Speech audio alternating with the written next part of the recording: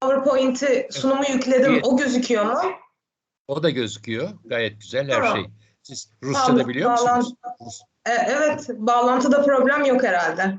Hayır. Çok da güzel Tamam. görünüyorsunuz laf aramızda. Teşekkür ederim. Hadi bakalım başlıyoruz. Evet, oldu. Önce tamam. Kayıttayız. Ali Hoca başlayalım mı? Tabii kayıttayız. Nasıl başlıyorum ben şimdi? Şeye mi? Ayşegül'e söz vererek mi başlayacağım? Before starting once again for the newcomers, I would like to make some notification. All the participants has 12 minutes to conclude their presentations. 12 minutes to conclude their presentations. An additional 8 minutes is allocated for question and answers, period. And the moderator is going to warn the speaker at the 10th minute. Okay. Prior to 2 minutes, it's restricted time. This is ideally what we follow as the procedure. Some presenters follow it, some doesn't, but I strictly ask from all the participants to leave some room for question and answer period, because it's quite productive. We do not want to consume this productive period of time. Thank you very much. Thank you for the warning. I am an authoritarian mediator, moderator. So I will. I very well know it. I have this experience. Okay. So to start with, I'm okay. I go on with Ayşegül Ün. Welcome here, Ayşegül. Be happy to have you with us. Are you ready to make your presentation? Yes. Okay, the floor is yours. If you can hear me properly. Okay, thank you. Hello, everyone. Thank you, Aral University. Your view, Sorry? I mean, your voice is very clear, but it is getting better. Ali Hoca, your view, I mean, is not so clear. The quality of camera sometimes changes, but Okay. we already did this. No problem. Maybe I should just turn off my camera. Maybe I just turn off my camera. No. Keep it open. Keep it open. All are acceptable. Turn on your camera. I keep it open. Okay. Yeah. Okay, that's okay. Okay, now, it's okay? All right, I'm going to restart. Thank you. Hello, everyone, again. Thank you, Aral University, for letting me participate in this Congress. My name is Ayşegül Ün, a PhD candidate from Altınbaş University. And today I'm going to be talking about the Commonwealth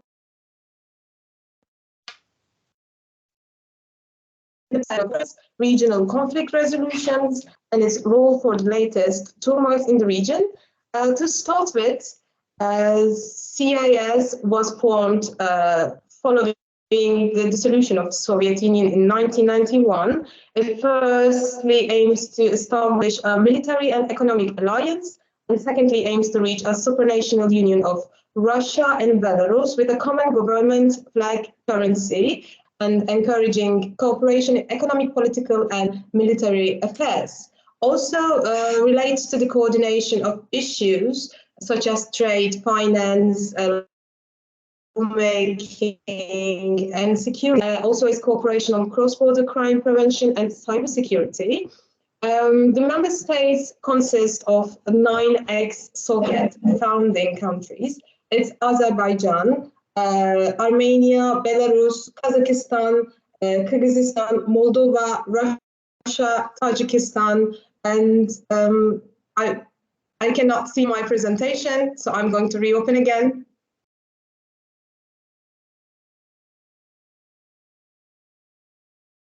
Okay. Russia,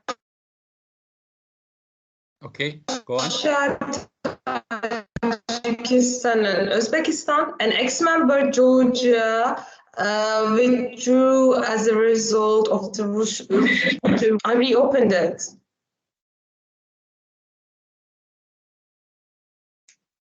I'm going to continue if it's okay. Yeah. My PowerPoint, I reopened it. I can see very clearly the picture. And okay. All right. And also an ex-member, Georgia, withdrew as a result of the Russo-Georgian War of 2008. Parties of the Croatian agreement are Ukraine and Turkmenistan. Actually, never ratified the Treaty of CIS. So observer status goes to Mongolia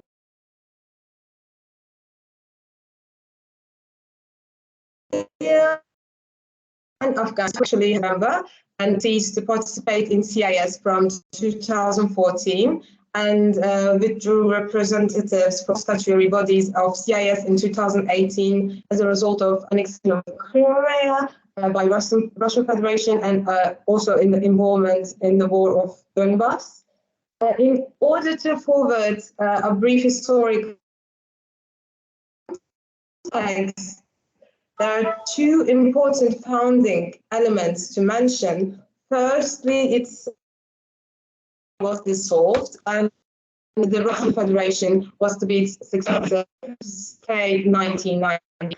And Bela-Vesa Accords on 8 December 91, declaring that the Soviet Union would cease to exist and proclaimed the CIS in its place.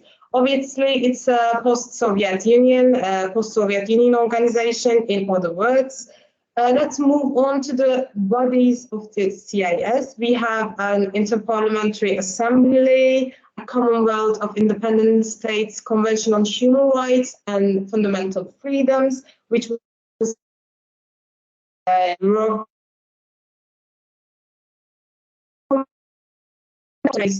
some questions of its efficiency. Every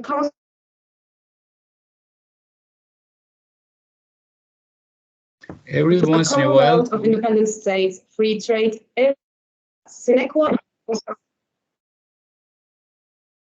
Every once in a while, we don't get your voice. I don't know why. I mean, there's a technical problem, I suppose. Ali Varlık Hoca. Maybe I should just turn off my... I mean, sometimes it's very clear, but sometimes we don't get your voice. I don't know why. Maybe I just turn off my camera. Excuse me? Too much. Maybe I just turn off my camera. Is it better now? Yeah. Sometimes it's perfect, but sometimes we don't get it. Well, now it's perfect. Let's go on with your perfect version. It's perfect. Maybe I should continue. Okay. And also a free trade area and educational, scientific, cultural cooperation. Once again, same problem. It's fine. Same problem. Oh, I'm really sorry. Maybe I should just change my place. Yeah, this may help. Maybe.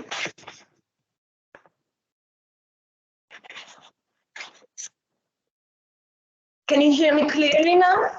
Yeah, perfectly, yes. Go on, please. Perfect. Okay, and a common economic space, which is representing one of the goals in the framework of CIS, leading to the Eurasian Economic Union in 2014, but this is not an official body. Let's move on with another characteristic trait of the establishment is CIS election monitoring and peacekeeping system, EMO, adopted by the Convention on the Standards of Democratic Elections and Electoral Rights and Freedom in the member states. The CIS EMO has been sending election observers to member countries since 2002, and especially in the past controversial elections. such as 2004 Ukrainian presidential election, which followed by the Orange Revolution, and 2010 election in Uzbekistan, 2005 Moldovan parliamentary elections. This system have been heavily criticized about how the conduct of the elections are pursuing by not meeting standards for openness and fairness. And this idea especially challenged by the Organization for Security and Cooperation in Europe. Also, the peacekeeping system was involved in the interventions in Georgia and Ukraine, and when a violation occurred of the basic principles agreed in the Paris Charter, now it's Charter for the European Security, which is the basis for the Organization for Security and Cooperation in Europe. However, to continue with another organization,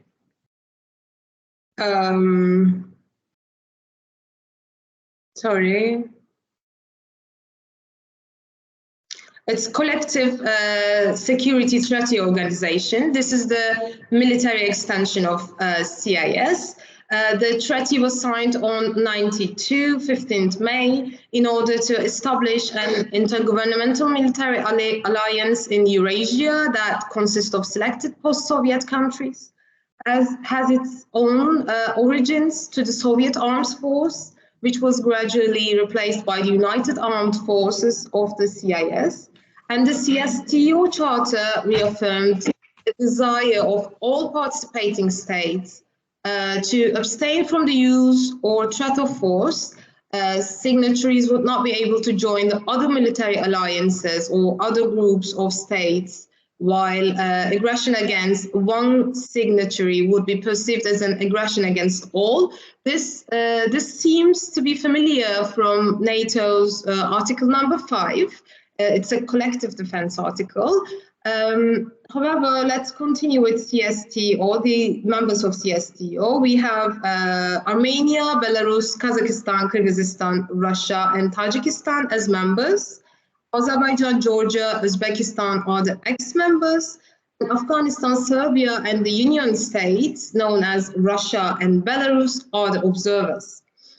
So one of the latest acts of this alliance was taking place when Taliban took control over Afghanistan.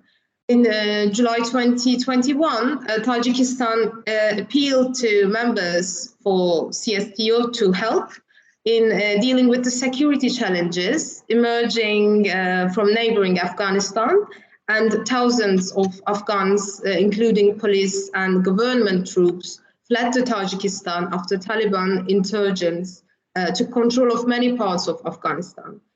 Also, about the latest Armenian-Azerbaijani conflict, the Defense Alliance refused to intervene or even criticize Azerbaijan's incursion into Armenia, September 2022, as it was announced by the media. And Armenia's relations with the organization seems to be deteriorated, particularly after this decision. But in the case of the latest Kazakh unrest in 2022, the CSTO peacekeeping mission didn't fail and actually managed to cease the unrests, as it looks like.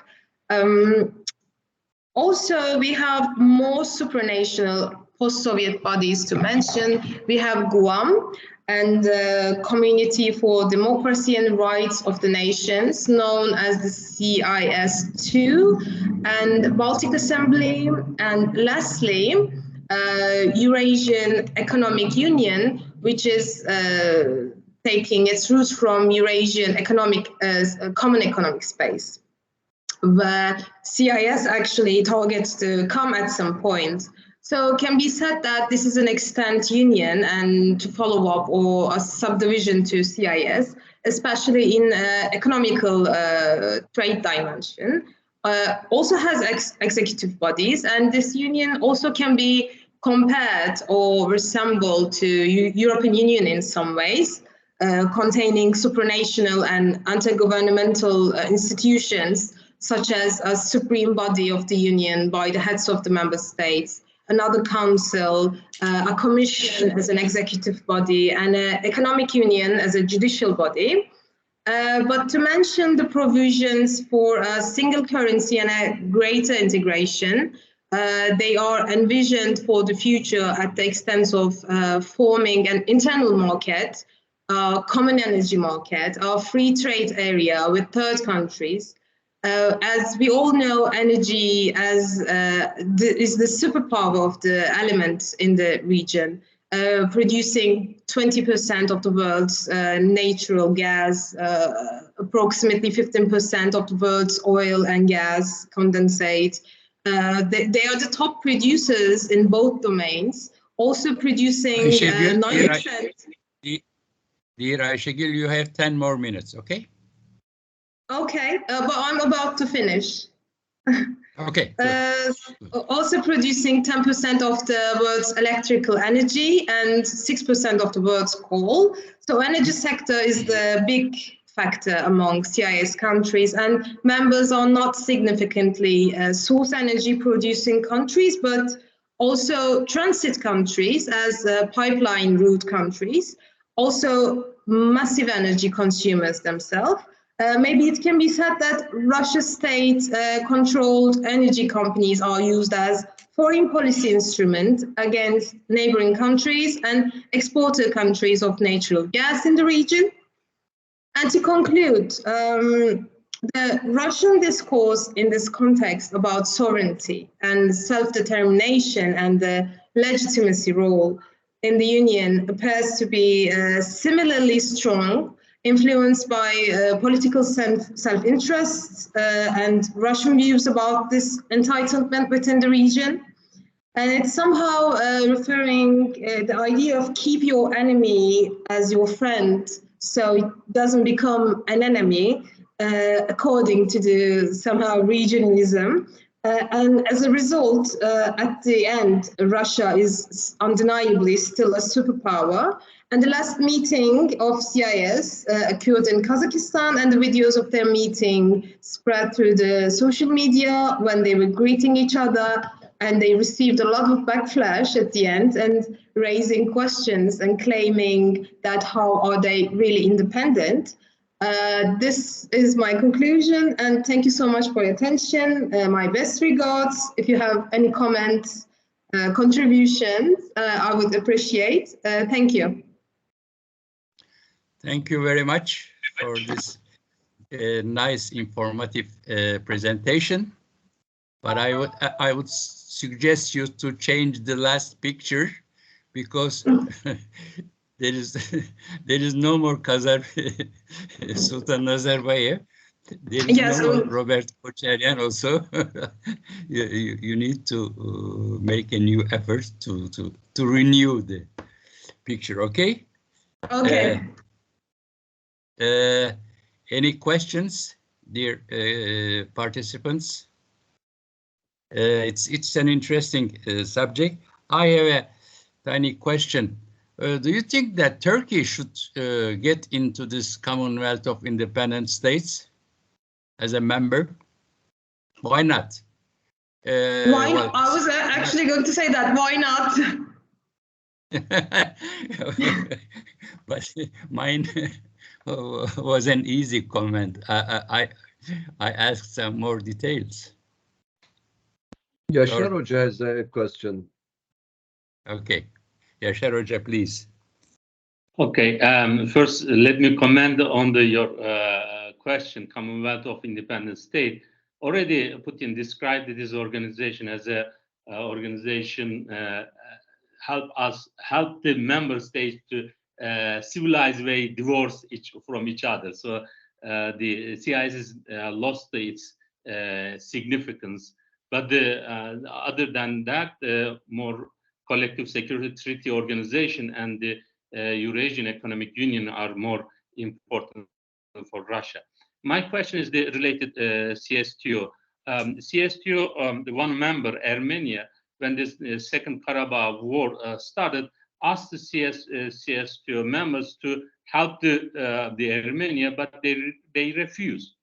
But on the other hand, when in 2022 January, when the internal riot happened in Kazakhstan, CSTO sent the forces to securing the certain area, including the Armenia, which, I mean, the Kazakhstan in the Karabakh case, they refused to sending any forces. So why they refused to helping the Armenia, but they decided to helping the internal issue, internal conflict, which is happening in Kazakhstan. The second question is the related the theoretical part. You are talking about this organization, CIS, CSTO, or EU, is the kind of providing regional security complex. Can you elaborate more about that? How this organization can create a regional security complex in Eurasia or the former Soviet land? Okay, thank you so much for your question. I had only 10 minutes, 12 minutes, including the technical issues. But I already mentioned those in my paper, why they didn't, I mean, as I found from the sources, it's basically a political decision, I find, because in Azerbaijan, Armenian issue is more political and more multidimensional and multi-actors are involved. However, in Kazakh unrest, it was an uprising against Russia or Russian ethnical issues. So they were present, but I only know that they didn't refuse to be a part of the Armenian Azerbaijani conflict, but they didn't make any comments. So it doesn't mean they refused directly, as I know of. But if I have any mistakes, please correct me. But I mentioned those in my paper, so we can upload it at the end and we can all read it. I'm also going to read all of the papers. So as your second question, I wanted to compare or resemble the issue with EU or NATO because it has two different type of characteristic as a collective security defense and as an economic union. As an economic union, this is a very big energy supplier region. So they have a free trade agreement with third countries, as European Union does. But this is somehow creating a sort of stability, a sort of trust for the region. So, and they have a big brother, which is Russia. But in the case of CSTO, as I mentioned as a subdivision of this CIS, actually, it is a military alliance. And you can see that the NATO characteristic, as I mentioned, Article 5, which is very famous. So if one counterparty pursues a threat or force, so everyone should gather and defend that actor. So that's why I make this resemblance, and they have two ends, but at the end they don't have a judiciary body functioning properly. That is another issue, because European Union known as a very good lawmaking mechanism and very efficient courts. But they don't have that. They don't have the sanction system. They do, but it doesn't work on properly. So that's those are my comments. Those are my mutual points about both economic union and security union wise. And also, thank you so much for your comment. I hope I can answer it. I mean, the first issue. Sorry. It's first issue is first why the CS2 not involved the Armenian request, because Azerbaijan is not member. First, this war happened in Azerbaijan territory, which is not part of the collective security treaty organizations defending, because collective security CS2, like the NATO, you already mentioned, military alliances. And military alliances like NATO, they have the like Article 5 NATO to defending any NATO territory or the NATO member country's territory. But the Armenians were occupying the Azerbaijan's territory, and that for that reason the CSTO member refused to helping Armenia, because the war happening in Karabakh, so legally is Azerbaijan territory. First, Thank you. Second thing is the why they involved in Kazakhstan in riot? Because of after 2010 in the conflict between Kyrgyz and Uzbek in Osh Fergana Valley, and the Kyrgyz government asked the CSTO assistance, but the CSTO refused because they did not have any legal requirement to helping the internal issues. But later they changed that they changed their legal document, and they say that if any member country is having the internal problem, CSTO ready to help that country if they call. So Kazakhstan called the CSTO's assistant. For that reason, they sent the forces. Thank you.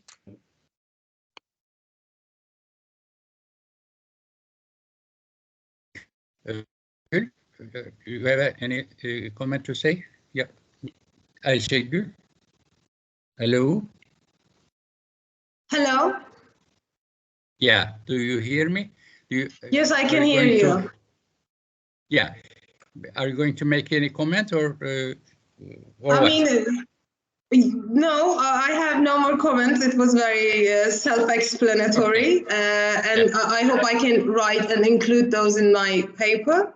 So I have more space there to explain. Thank you so much for your comments. Thank you so much for your contribution, Hocam. Thank you for listening. Okay. Also, if there are no more questions, I'm going to turn off my mic.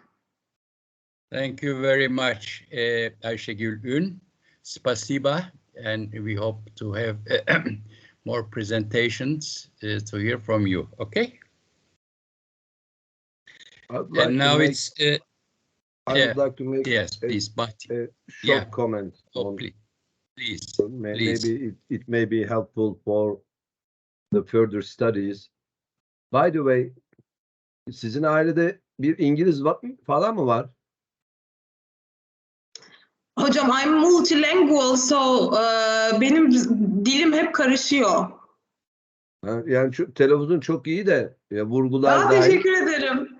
Evet. Telaffuzum sürekli karışıyor. Bazen başka aksanlar duyan da oluyor. Neyse. Çok iyi. Sağ olun. Teşekkürler. My comment is, rather than asking a question, I'll try to open up the window of a discussion.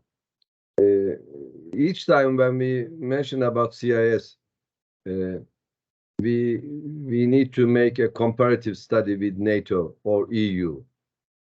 The starting point for that should be any alliance or collaboration or companionship can be established by either common values, common interests, common threats.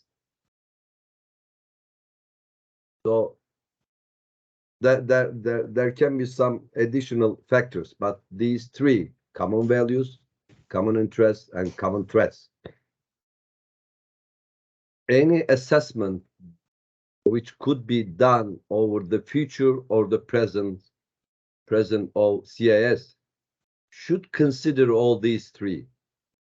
When we make a comparative study with the other organizations, these three factors should be kept in mind. That's what I'm going to add as a comment. That's all I can say.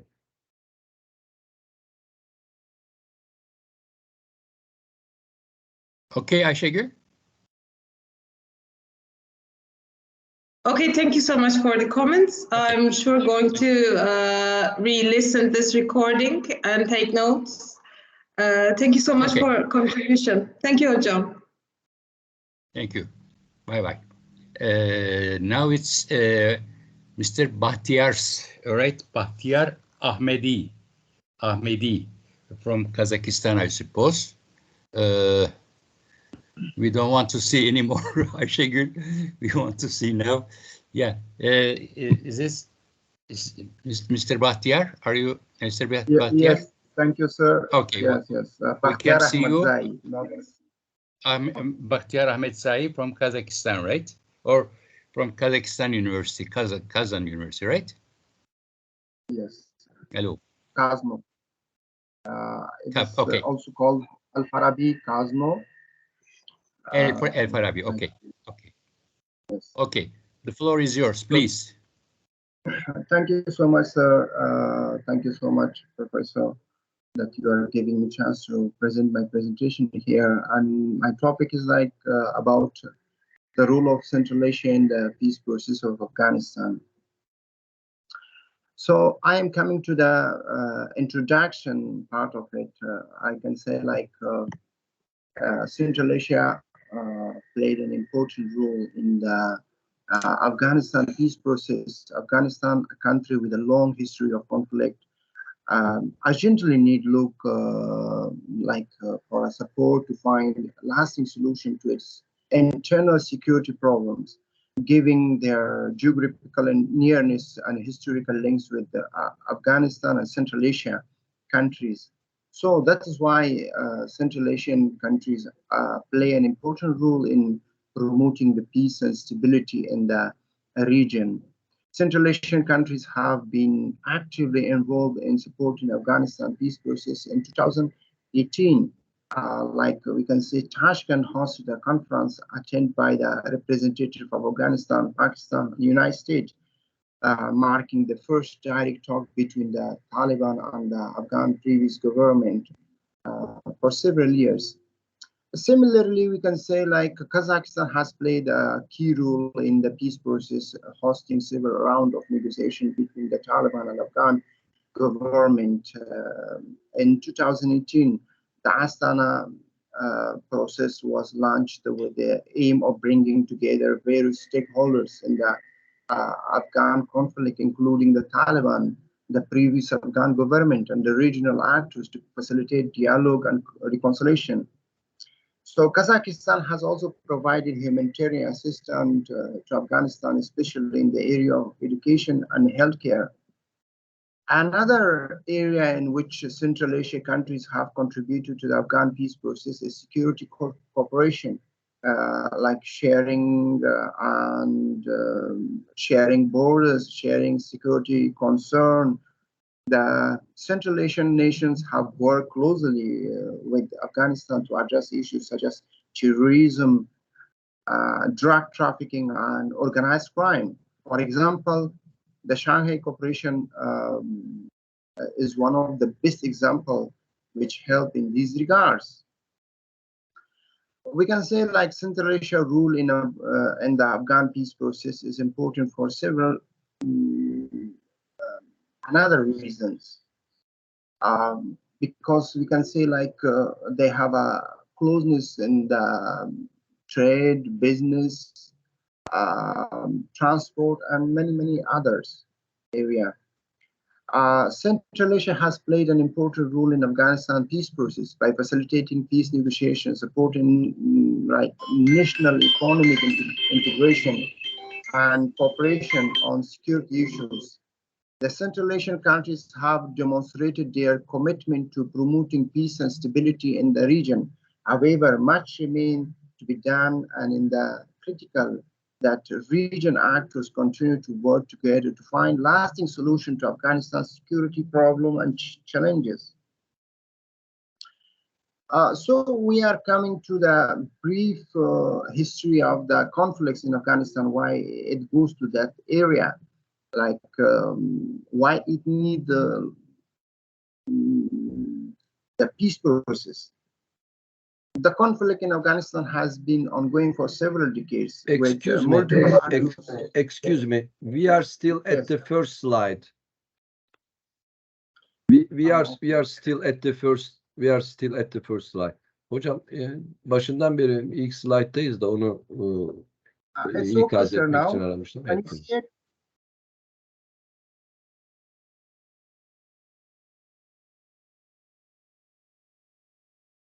I don't know how can I change it, but go and click on the left hand side on the slide, then the slide is going to change. Is it okay now? You can see it? Yeah, you see it's red. The triangle is red. Right now you are at the third slide. Go to the very left. Very left. Yes, it's the third slide. It's okay? Yeah, right now we are at the third slide. Okay. When you want to change it, you are supposed to click on I the want fourth. no, I want to talk about this historical context of why in Afghanistan we are facing such problems. Yes? Yes. At first is like a Soviet invasion and civil war. In 1979, the Soviet Union invaded Afghanistan to support the communist government in power. This led to a decade-long civil war between the Soviet-backed government forces and anti-government Mujahideen group.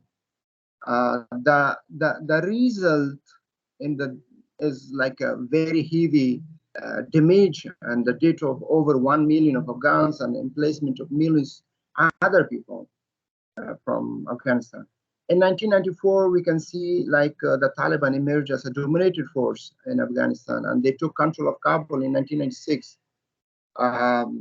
So the Taliban imposed a strict laws and Islamic laws, and they have a connection with Al-Qaeda, which carried out 9/11 attack in the United States. And for that reason, for that excuses, America come to Afghanistan and they said we will remove Taliban and we will remove Al-Qaeda. So we can briefly explain, we can say they are not successful in these two goals which they mentioned in the first day when they came to Afghanistan. Like they never removed Taliban, and they also not able to dismantle or remove Al-Qaeda, and they just do some media actions for that. Mr. Bahtiar, Mr. Bahtiar, you have 10 more minutes. Okay, sir. Okay. So, okay. And there is I should come to another points, factors that have contributed to the failure of past peace initiative. So one is a lack of inclusivity. You can see in Afghanistan, not all parties not involved in this peace process. So that's one of the reasons why they are not successful to have a long-term peace process. And the second is interference of external actors. Every country wants their own benefits.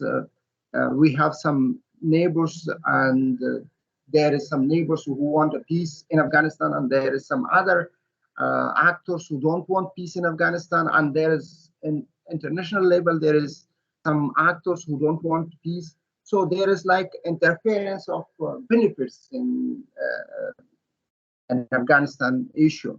The third issue is weak governance. Afghanistan had a weak governance during these 20 years, and we see those people who bring this government, United States, they didn't want to make this government to be strong because of many reasons. And one is they want to have equal opportunities for Taliban and the old government. So that's another reason that they want equality of the powers, and they didn't want to lose this opportunity.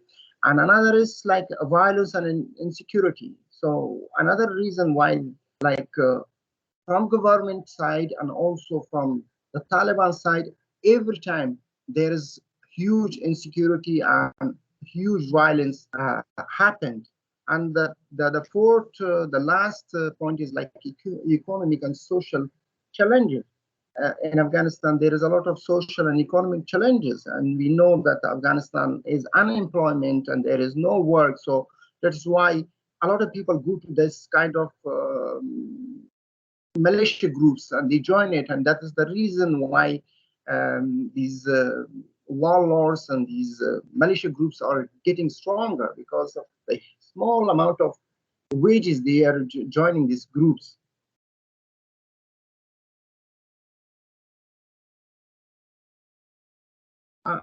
So importance of regional involvement in the peace process. So it is one of the very important points, like we can say in very short, that the conflict in Afghanistan has been ongoing for over 4 decades, and achieving lasting peace in the country has been a challenge for successive government and international actors. One key factor that has been identified is essential for the success of the peace process in Afghanistan and regional involvement. And there is some points that this region really need for the peace. Firstly, we can see like the neighboring countries of Afghanistan have a significant stake in the peace process, because that is the area they can connect to, like the north with the south, like Central Asia with the South Asia. Secondly, regional involvement can help also solve some another issues in Afghanistan. Like in Afghanistan, we have different ethnic groups and sectarian. Like in Afghanistan, we have Tajiks, Uzbek, Turkmens, and Kazakhs. So that is the reason if they have involvement there in Afghanistan, they will see that they are like not in one side, but they are like behave like equal to both parties, like the Taliban, like another governments, like the old government. And thirdly, the regional involvement can provide a platform for dialogues and negotiation between the different Afghan factions. We can see like now there is a North Alliance which is fighting against Taliban. So if these not this Central Asia government have a neutral behave between Taliban and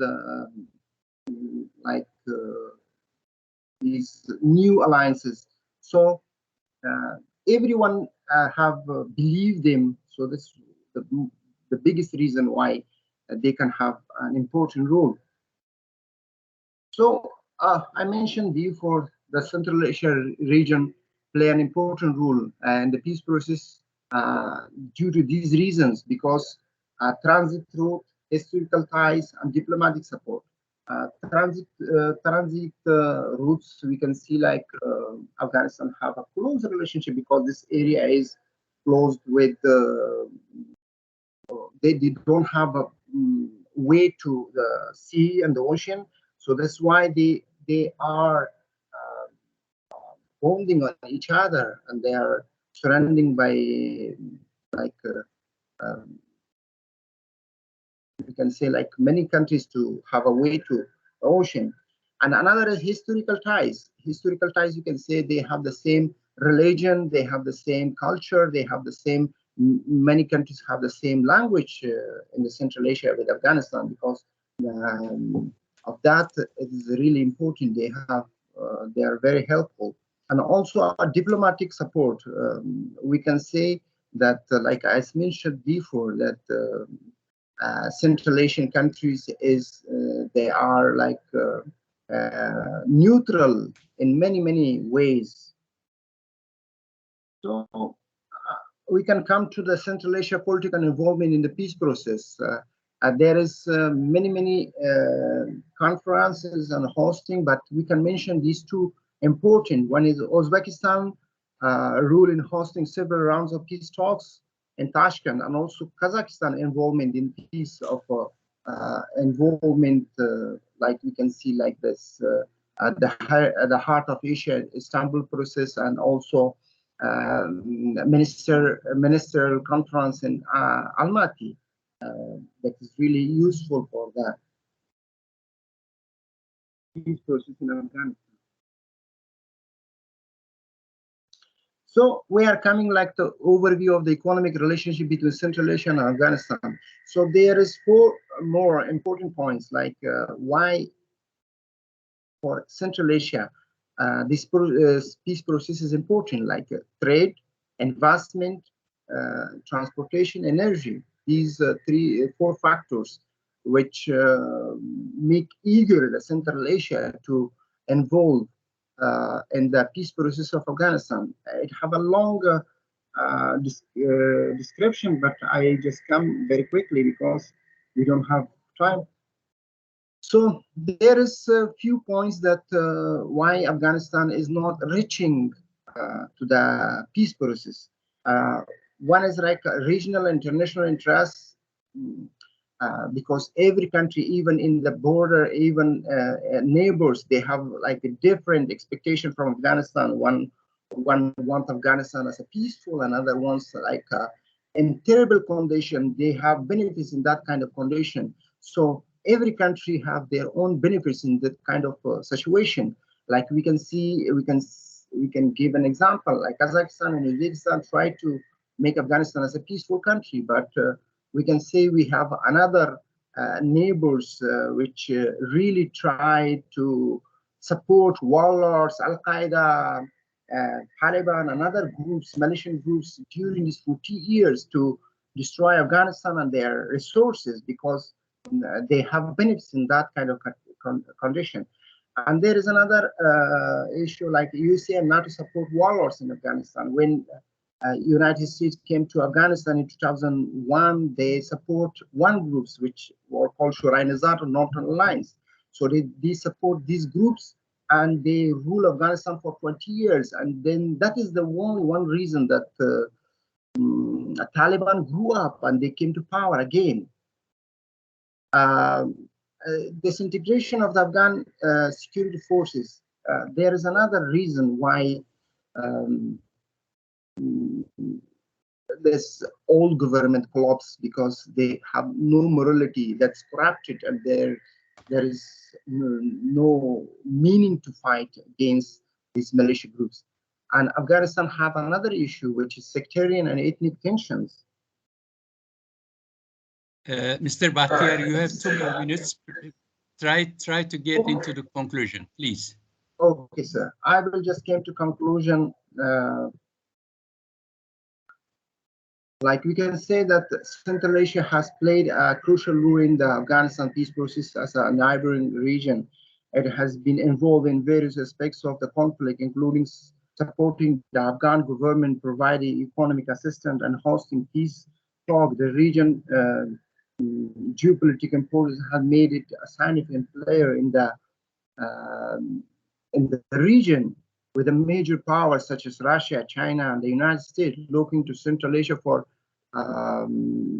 as benefits. The role of Central Asia in the peace process has been multi-phased, with different countries playing different roles. Uzbekistan has played active role in the peace talks, and also, like we can say, healthcare and education. And Uzbekistan also played a positive role in this regards, but some countries like Tajikistan, they played a negative role in peace talks. Even in this time, they have a very negative impact on the peace process in Afghanistan. So, however, Central Asia role in the peace process is not without challenge. One significant challenge is the region's complex geopolitical dynamic, with a major powers such as Russia and China who want to influence this region. Additionally, the region's own internal challenges such as economic underdevelopment and political instability make it difficult to sustain its engagement in the peace process. So thank you so much, sir, for listening to me. Thank you. Thank you very much, Mr. Bahtiar Bey. Now, any questions to Bahtiar Bey? To Mr. Bahtiar? Dear participants, I don't see any sign. I have a question. All right. Who are you? And please introduce yourself and ask your question. Yeah. My question is who are you? Yashar Sarı. Excuse me? Yashar Sarı. Okay. Please. Okay. Yeah. My question is Bahtiar. You mentioned about the Central Asian countries' role, but we know that in the border, the countries which is border with Afghanistan, Turkmenistan, Uzbekistan, and Tajikistan, they don't have common Afghan policy. Am I right? Why they don't have? And because of there are Turkmen, Tajik, and Uzbek minorities living in northern part of Afghanistan. why they are not jointly to contributing this the peace process. Of course, we know that Uzbekistan and Kazakhstan actively play role in the peace process, at least 2018 and those time. But we don't see, I mean, you already mentioned Tajik has the different policy, but we don't see actively Turkmenistan governments involved in this process. Thank you. Thank you so much. We can see they have the same policy, because in all government they have many negotiation with the Afghan government. With this government, they also have some negotiation, but they are not going to media because of the bonding on some stakes on Taliban government. That is why they are not making it to be in media. But they have some agreements between these three countries that we have border with Central Asia, like Turkmenistan, Uzbekistan, and Tajikistan. So regarding to another ethnic in Afghanistan, you mentioned we have a very close relationship with Uzbekistan, and we have Afghans in Afghanistan. Uzbeks, they are very actively participating in new government and old government. But regarding Tajikistan have a very one-sided behave regarding this new government and old government also, because they are supporting only one ethnic in Afghanistan. And we can see that the relationship between Taliban and the Tajikistan is not good. Regarding other countries in Central Asia, they have a very good relationship, especially Kazakhstan, as I mentioned, because few embassies which are open during this war, which Taliban come to power, they never closed. Like Kazakhstan embassy never closed in Kabul, so they regularly work. So it means they have a close ties, and they have a neutral relationship with both sides, the old government and the new government in every nation and ethnic in Afghanistan.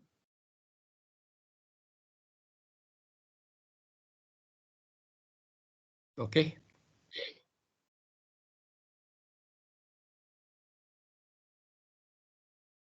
Okay,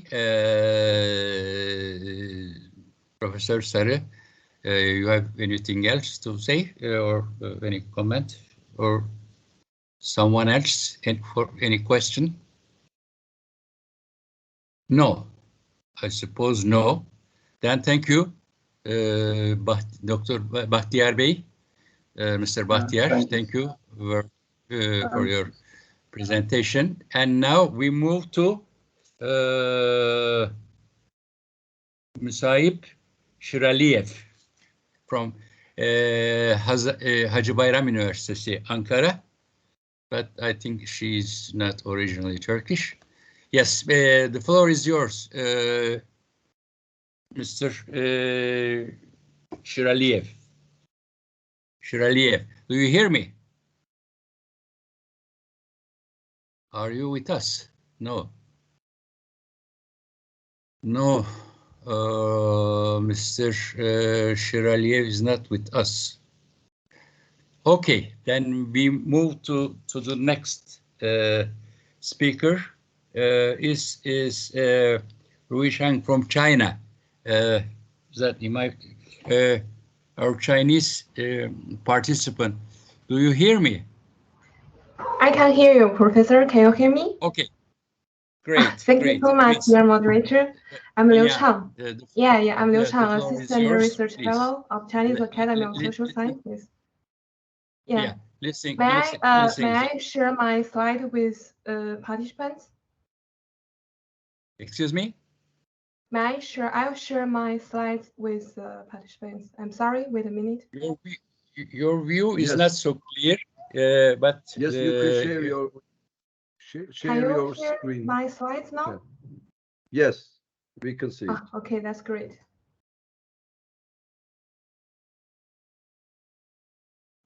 I cannot see you now. Okay. We can see. Yeah, I want to. You can see except me. Is that right? Thank you so much. I'm very honored to have this opportunity to participate in our Congress and have the opportunity to make such a speech. My topic today is small and medium-sized country diplomacy under the Great Power Scheme, taking Central Asian countries as an example. My topic has changed a little, changed from the small country diplomacy into the small and medium-sized countries diplomacy. Which is more appropriate to the reality of international relations. Today my report is consisted of 6 parts. The first is a region of the topic selection. Geldi herhalde. Excuse me. O biraz sonra alacağız hocam. The other speaker, when is that right? Before you, the other speaker were not present. He appeared. He has to wait after your presentation. Okay. We go please on with you, please. Okay, I will continue. Okay. Thank you.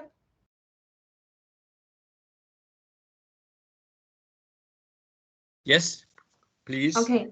Continue. And the second part is a new situation of the Great Power Scheme in Asia Euro continent. And the 3 is 4 modes of diplomacy of small and medium-sized countries. The 4 is the conditions of successful diplomacy in small and medium-sized countries. And the 5 is the future of diversified and balanced diplomacy of Central Asian countries. And the last part is my conclusion. Because the time is limited, so I will try to be brief as with each part. Because the origin of the topic selection is my own interest. As we all know, the small and medium-sized countries are the majority of the international community. But it's such a pity that the international relations theory neglected this part of the international community. And because most of the theories concentrated on the major powers and are the main actors of the international community. But at present, even though the big power scheme and geopolitical competition are accelerating, a group of non-Western middle powers such as Brazil, Turkey, and Saudi Arabia is emerging into this world. And they pursue the maximum of national interests, pursue a diversified and balanced strategy, and oppose unipolarization, and which becomes a very important role, play a very important role and be an important part of the international relations. And now, I think nowadays, small and medium-sized countries are no longer passive recipients and tools of major countries' politics. And I think they are also represent the hope of the future of international relations. And so I will talk about the change about the Great Power Scheme game in Asia Euro continent. After the Ukraine crisis, and the whole world has changed, especially in the Eurasian and in Central Asia, with the highlighting of the importance of geopolitical status of Central Asia. The attention and investment of foreign powers in the region are also increasing, which leads a more intense and complex gaming situation among major powers in the region. And now the situation has 3 main characters. The first is multipolarity, in which the main actors in this part is not only US, Russia, China, and Europe, but also like many middle powers inside and outside the region, such as Turkey and Iran. And when the contradictions among the main actors is most small and medium-sized countries in the region choose to seek benefits from multiple parties and achieve a balance among multiple parties.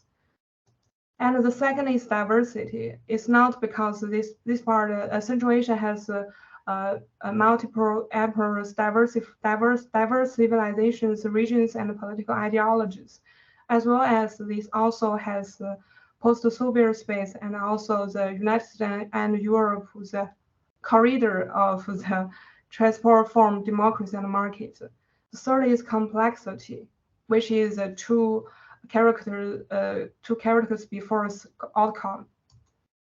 And there are 4 modes of diplomacy of small and medium-sized countries. And at first, I want to classify the concept of small and medium-sized country. It's not the say that means small and usually associated weak, but small does not necessarily mean weak. It's a relatively concept that is actually variable. And the first diplomacy model is balancing power, balancing diplomacy model. It means that to achieve a balance of power between countries with the aim of preventing one country from controlling and endangering the security of others. The balanced diplomacy is mainly refers the small and medium-sized country actually developing relations with relevant major powers through cooperation with major powers in order to maintain their own independence and security. The second mode is group diplomacy model. Could you please change the slides? Could you please change the slides? Change the slides. I'm changing the slide. Can you see the new one, the group diplomacy model? No, we are still at the second slide. Oh, I'm sorry. We missed the third slide. Right now, you should have been at the fourth. Yeah. Yes, right now. Okay, I want to open it. Yeah, I'll change it in this way. Okay, now the second mode is a group diplomacy model. It means more people, great power, winning by quality. And it will bring a sense of security and concealment to small and medium-sized countries. Usually, the importance of small and medium-sized countries will emerge after they join a group. But this mode also has its shortcomings, because the unity is a double-edged sword, and it can be shown that how to meet the interests of member states in negotiation is also a big challenge in group diplomacy. The third one is alliance diplomacy model. Through alliance, it's quite usual for a small and medium-sized country. They transfer their own security issues to the alliance to obtain security guarantees, enhancing the reliability and certainty of national security. And they based on two considerations. First is they feel insecure themselves and use alliance to enhance their sense of security. The second is the target country may be detrimental to oneself, and forming an alliance with the target country can prevent the harming themselves. The fourth one is neutral diplomacy model. Maintaining neutrality is a diplomacy model chosen by many small and medium-sized countries, especially during wartime. But achieving neutrality requires the respect or consent of major powers, especially neighboring powers. In addition, in the specific practice of international relations, neutrality has also a form of variation, non-alignment, which is an indirect dilution of neutrality during the Cold War. And also, this non-alignment also have some influence in many countries. Yeah, in summary, whether small and medium-sized countries decide to huddle together for warmth or rely on themselves, or try to rely on one. Dear Liu, you have 10 more minutes, okay? Please. Okay, I'll try to be more brief. Yeah. So small and medium-sized are just relevant in a timely manner according to their own needs and maintain stable relations. And this is a condition for successful diplomacy in small and medium size. One is a relatively multipolar regional environment. Second is the international norms have been mainstream. And the third is international mechanisms play a role. And the fourth is a tacit understanding of respect of great powers. So as we all know, Central Asia countries has used a balanced diplomatic strategy to balance the influence of major powers. On the one hand, they enhance the autonomy of national diplomacy, and on the other hand, they also play a role as independent countries. And this is new challenges and opportunities they face nowadays. And this is Chinese diplomacy, and they have many similarities with the Central Asia's pluralistic and balanced diplomacy. And here's my conclusion, which is When the multipolar reality arises, international norms are universally respected. International mechanisms operate normally, and major powers have a basic consensus on regional order. The diplomacy of small and medium-sized countries can be more successful. Since independence, Central Asia countries have successfully adhered to diversified and balanced diplomacy and defended their national interests. But today, with the accelerated evolution of the situation in this area, the diversified and balanced diplomacy of Central Asian countries is facing new challenges and opportunities. Due to the same vision for regional order, respect for international norms and systems, and global governance, and the pursuit for peace and development, China can become a supporter of diversified and balanced diplomacy of Central Asia countries. And the future cooperation between the two sides can also be further deepened. And that's it. Thank you very much for you and for your listening. Thank you. Thank you very much. Any questions for Liu Sheng from China? She's far away from us, but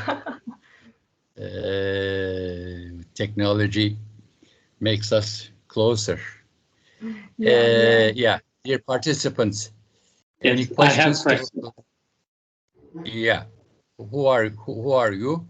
Yashar sir, I have questions. Okay, please. Okay, please go ahead. Your case is Central Asian countries. We know that Central Asian countries have different diplomatic approach and foreign policy. You take the Turkmenistan, they have more active neutrality. So if you already talk about the different model, group diplomacy, alliances diplomacy, pluralistic diplomacy, neutral diplomacy, and so on. If you categorize the Central Asian each country's current condition, which they are, categorize they are fitting.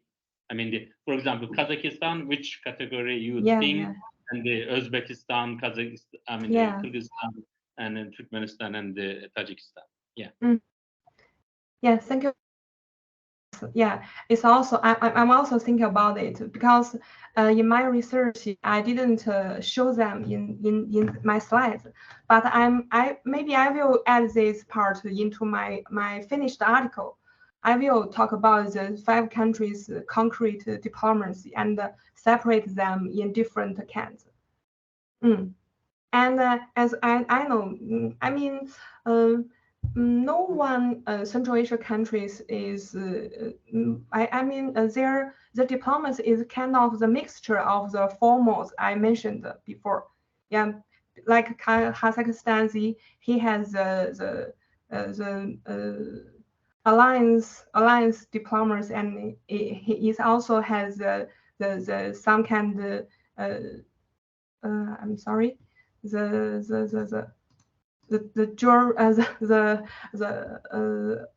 sorry, I can't think of funny the words. Yeah, they have multilateral diplomacy. You know what I mean? Yeah, thank you very much.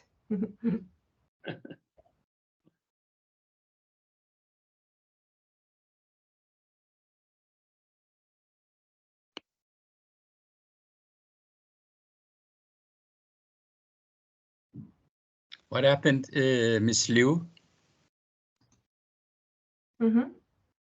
Miss Liu, can you hear me? Did you finish? Yeah. Okay. Yeah, thank you. You thank can you hear so me. much. Okay. Okay. Any other questions or remarks or comments?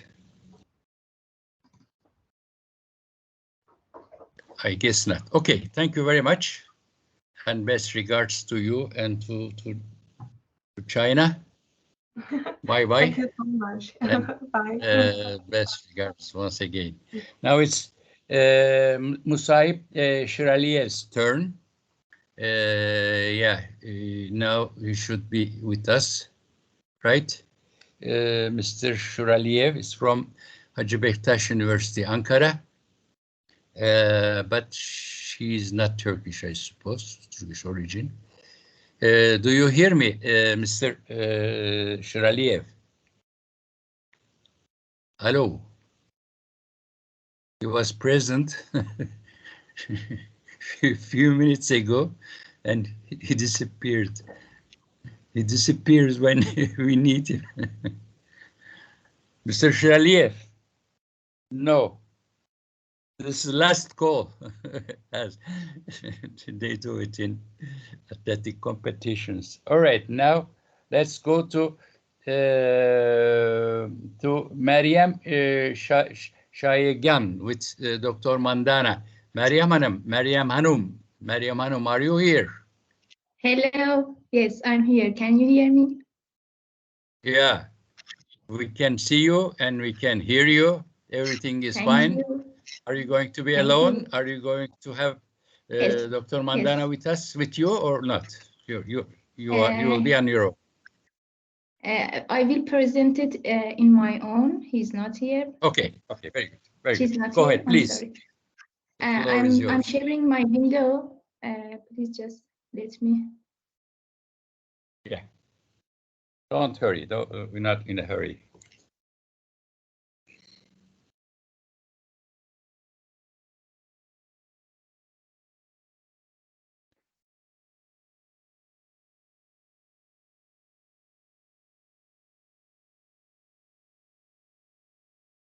Can you see my screen?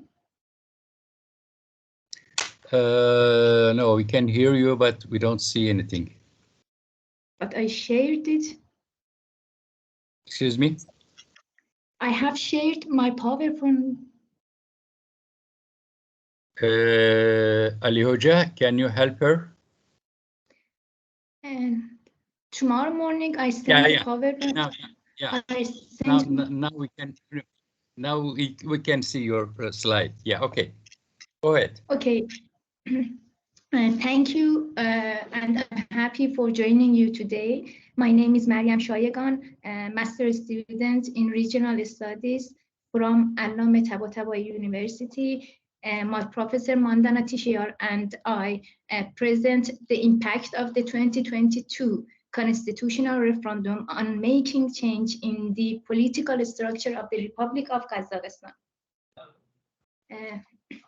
President Tokayev asked for a national referendum on constitutional amendment, and it was held in on June 5, 2022 in Kazakhstan.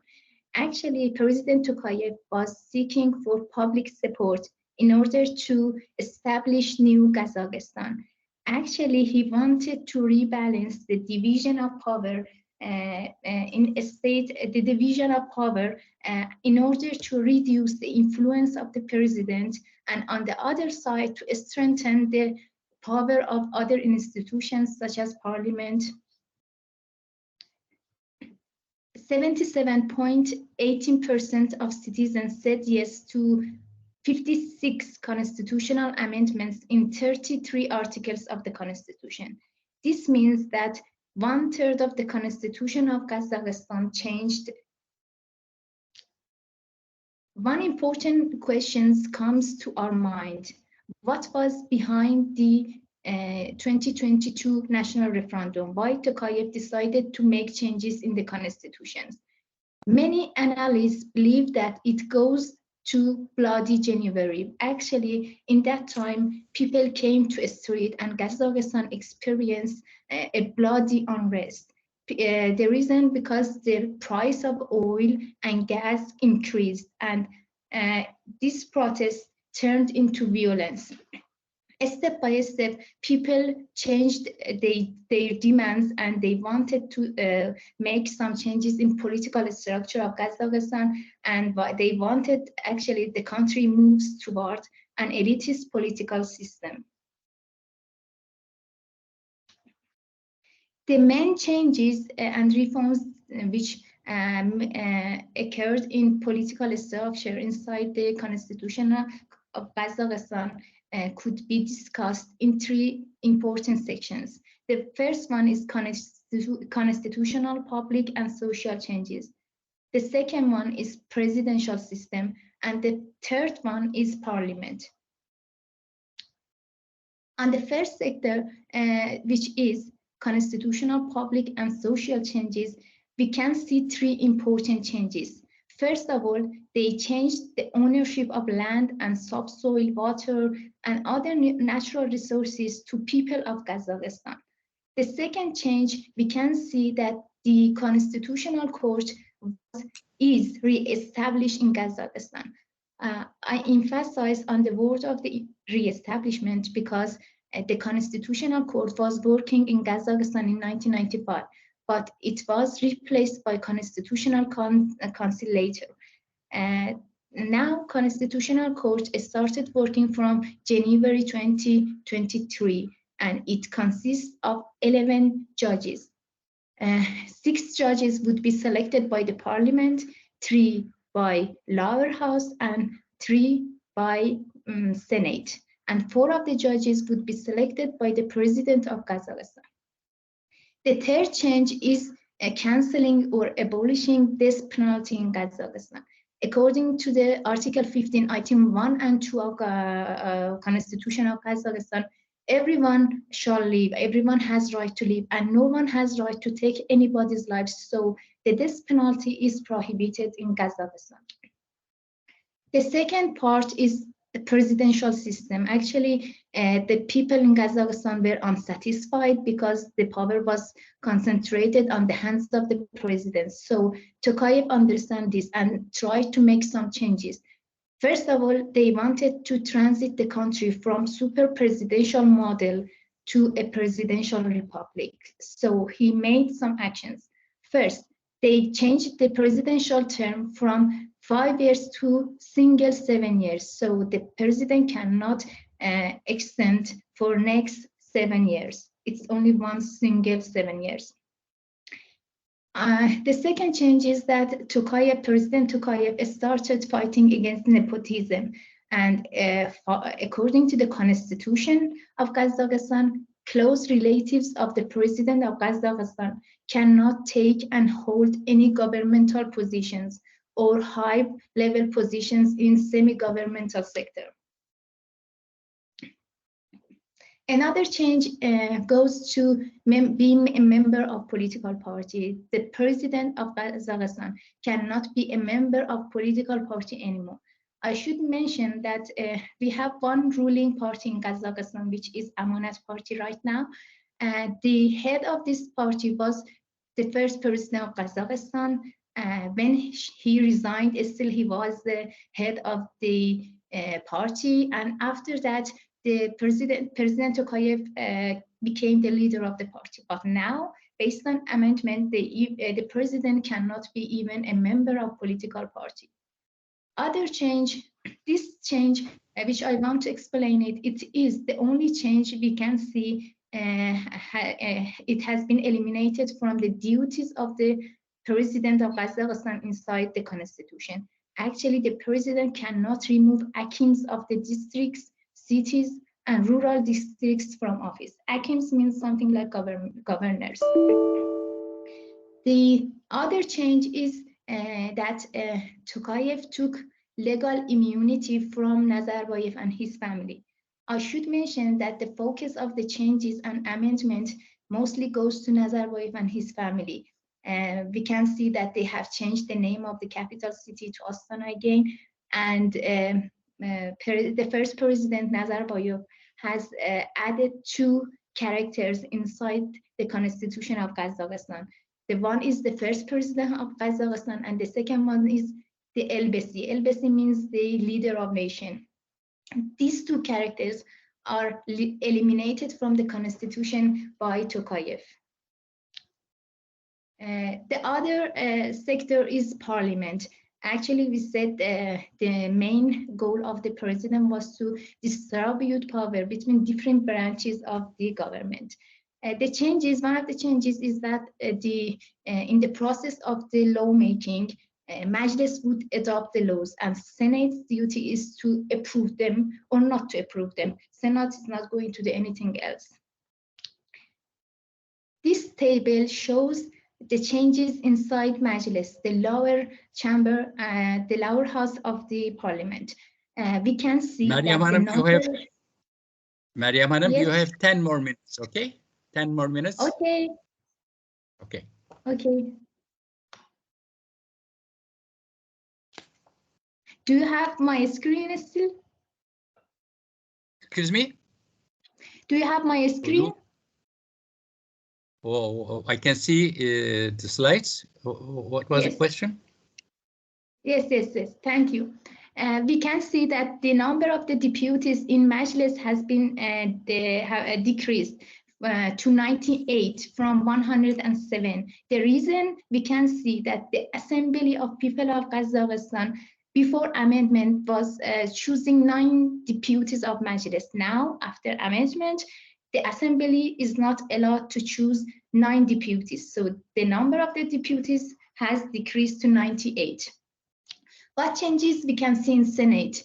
The number of the deputies in Senate is as same as the before, 49 deputies, but the combination has changed. For example, before amendment, the president of Kazakhstan could appoint 15 deputies of the Senate. But now the president of Kazakhstan only can choose and select 10 deputies. And what happens to the 5 other deputies are going to be selected by the Assembly of People of Kazakhstan. But here I should add another point that even the leader of the Assembly of People of Kazakhstan is the president of Kazakhstan. So again, we can see president is going to choose them anyhow. To understand, evaluate, and the effects of the constitutional amendment on the political structure of Kazakhstan, we should consider 3 periods. Some of the reforms and changes could be seen in short time, such as changing the name of the capital or changing the presidential term or canceling death penalty. But some other changes which are going to follow up higher goals, such as reaching to democracy, they would be seen in medium and long term. And it mostly and most importantly, it depends on the reaction, action, and performance of the president of Kazakhstan and political elites in Kazakhstan.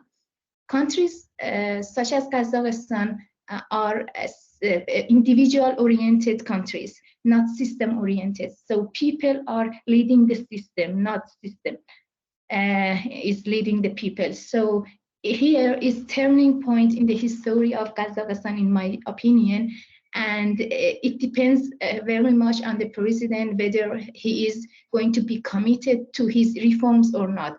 Is he going to sacrifice his power in order to establish a strong system in Kazakhstan or not? So it depends on the political elites in Kazakhstan to support the reforms and amendment in Kazakhstan in order to establish a strong democratic system.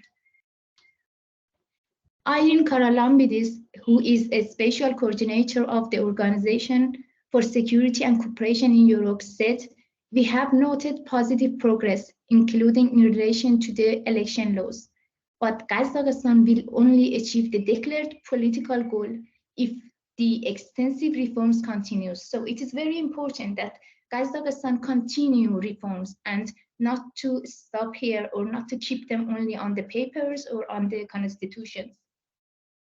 My last slide, and at last and in general, Kazakhstan has experienced many changes, many reforms inside the constitution, but we have not seen any fundamental and major changes in political structure of Kazakhstan or in the performance of the political elites. But we can see that 2022 reforms have lit sparks of hope between people of Kazakhstan. But still, we have to wait and see what is the reaction and what is Tokayev's performance in reality and in action. Does he wanted to reduce the power of the Nazarbayev and his family and replace him, or he is looking for fundamental and real changes in the political structure of country? Thank you very much for your attention. Yeah, thank you very much for this very nice, informative, and very clear presentation. We learned a lot from you. As far as myself, I learned a lot. Thank you. My pleasure. Yeah. I mean, now, questions. Are there questions to ask Meryem Hanım? No? She made such a nice presentation that everything was clear, so no question, huh?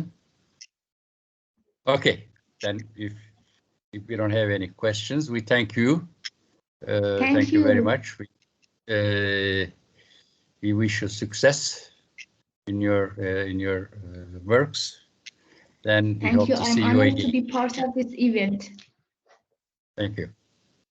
Thank you very much. Okay, if we can reach this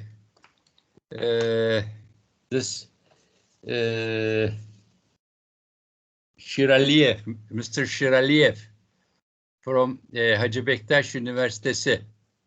No, he's absent once again.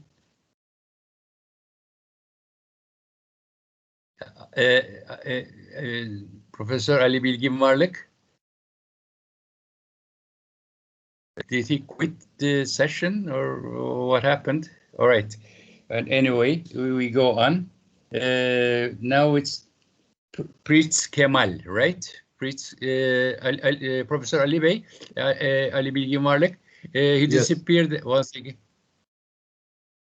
Okay. Okay. If we go kind on of technical issues could happen, and this is the we are lucky for this Congress. We only experienced this event 2 times, but this is quite normal. Yeah. Let's now we go on with Pretty Kemal.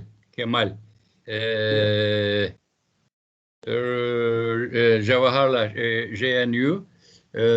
Kemal is a very popular name in India. Maybe our friend will explain why. Now, Pretty Kemal, are you here? Yes, sir. Can you hear me? Yeah. Yeah. Oh, is this a lady? Can you hear me? Oh, yeah, great. This is great. Me. But unfortunately, we can't see you. Oh, all right. Am I audible, sir? Very nice. Yeah, we can hear you. We can see you. And tell us why you have a Kemal family name. Would you like to say anything about it or not? Hello. No, this is just a random name. This is not something like hereditary kind of thing. This is not something like surname. This is my random name, Preeti Kamal. It's just a name. Preeti means love. Yeah, they have just named me like this. Okay. Prince Kemal. Nothing specific. Yeah. Yeah. Yes, the floor is yours. Okay, please go on. Okay. Good evening, everyone. Thank you all, professor and colleagues who are present over here, and thank you for giving me these opportunities. And it's a great pleasure to be part of this prestigious conference. And I'm going to share my screen now. Yeah, go ahead. Challenge and role of women towards shaping the future amidst contemporary geopolitical conflict, right? Yes, sir. So my screen is visible? Yeah. Now we see it very clearly. Okay. Okay, sir. Okay, I'm starting over. Yes. So my presentation topic is challenges and role of women towards shaping the future amidst contemporary geopolitical conflicts. Yeah. So in this next 10 minutes, I will be presenting my research and view on challenges and role of women towards shaping the future amidst contemporary geopolitical conflicts. The status of women in Central Asian countries can vary depending on the specific country, Its cultural, historical, and socio-economical factors. Central Asia is a diverse region comprising countries such as Kazakhstan, Kyrgyzstan, Turkmenistan, Tajikistan, and Uzbekistan. And if we talk about Kazakhstan, then Kazakhstan has made a significant strides towards women's empowerment. Women have equal rights, access to education, employment opportunities. However, gender-based violence, including domestic violence and human trafficking, remains issues of concern. And in Kyrgyzstan has a more complex situation. While women have legal rights, there are challenges related to gender equality, domestic violence, bride kidnapping, early marriages persist in some parts of the country. Women's participation in political leadership positions remains relatively low. In Tajikistan, this country faces similar challenges to Kyrgyzstan. Despite legal provision for women's rights, traditional norms, cultural practices continue to restrict gender equality. Early marriages, limited access to education, gender-based violence are prevalent issues. In Turkmenistan, however, has made effort to improve women's status or rights and provide equal access to education and employment.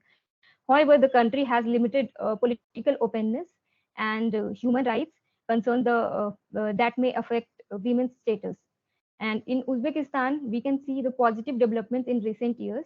There have been reforms to improve women's rights, including laws against domestic violence, initiatives to increase women's representation in politics. However, gender equality challenges still prevalent, particularly in rural areas. So, during times of conflict and insecurity, women and girls may become more vulnerable to various forms of exploitation, including human trafficking, forced marriages, cross-border trafficking networks may take advantage of this chaotic situations and exploit vulnerable individuals. So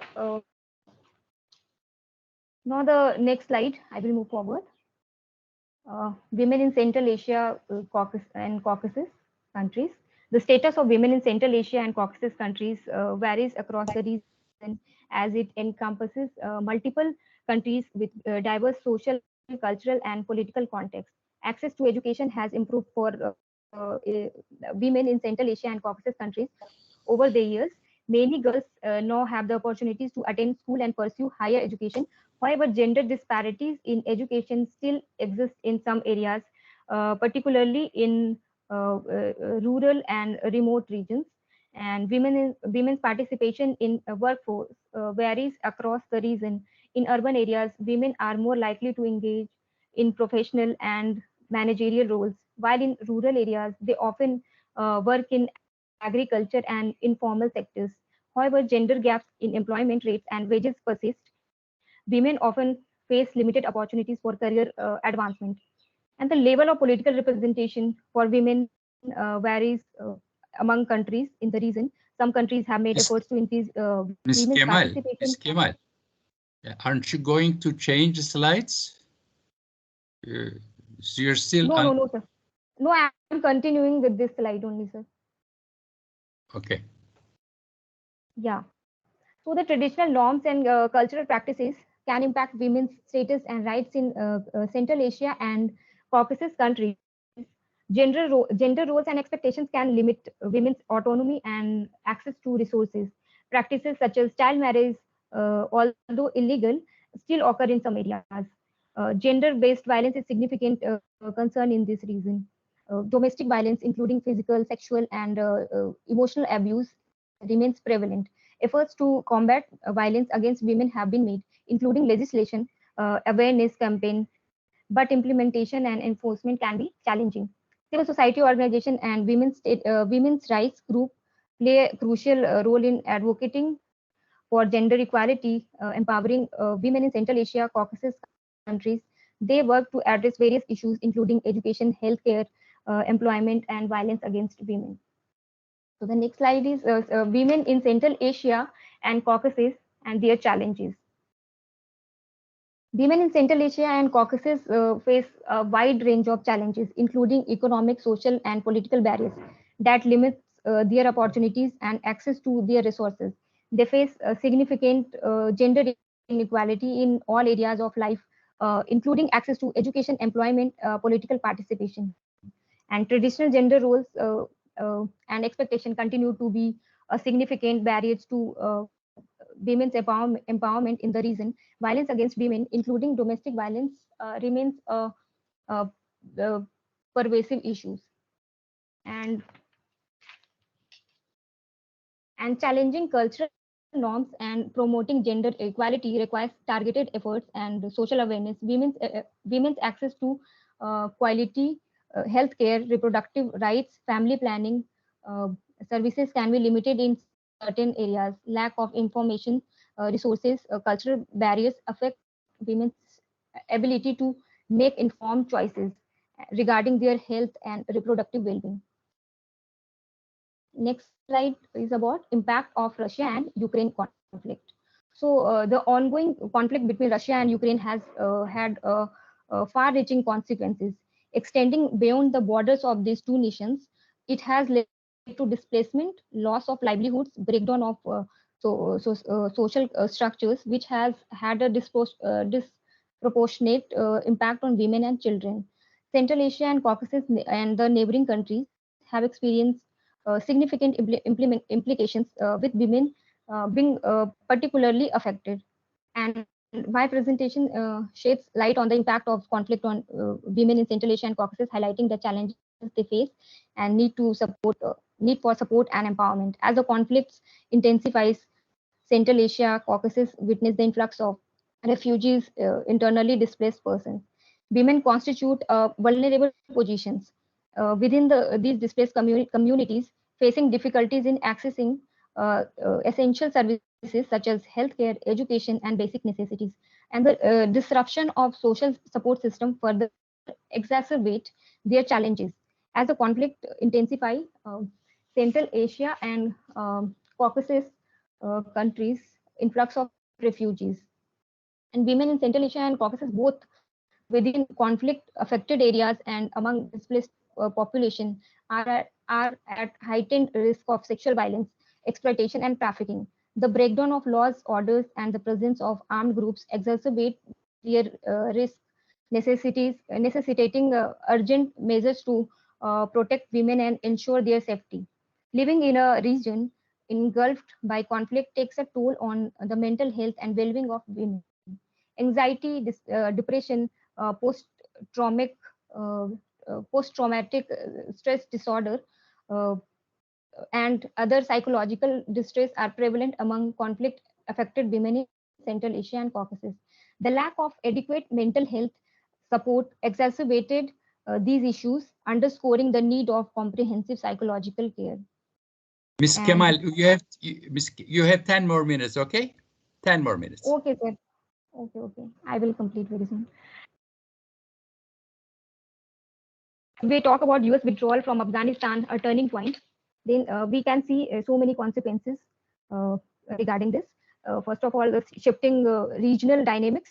So the US withdrawal from Afghanistan has led to increased regional tension, and particularly among neighboring countries in Central Asia and Caucasus. The sudden power vacuum and uncertainty in Afghanistan have promoted certain concerns about spread of extremism and drug trafficking and refugees flows. Stability in the region has become a pressing concern for countries grappling with potential spillover effects and Afghan conflict. And there we can see security and terrorism threats also. The departure of US and NATO forces created security challenges in Afghanistan, allowing various militant groups to gain ground and pose threats to regional stability. And refugee crisis and displacement.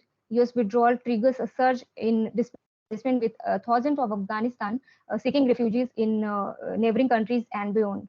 This has strained the resources and capacities of countries in the region, requiring international support to address the humanitarian needs of displaced population.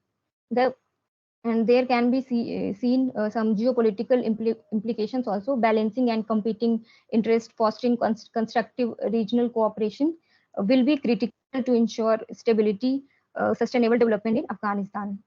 and international community has responsibility to support Afghanistan during the critical transition period, providing humanitarian aid, promoting inclusive governance, supporting sustainable development initiative as a key components of fostering stability and prosperity in Afghanistan. Long-term engagements and collaboration with regional partners will be vital in achieving these goals.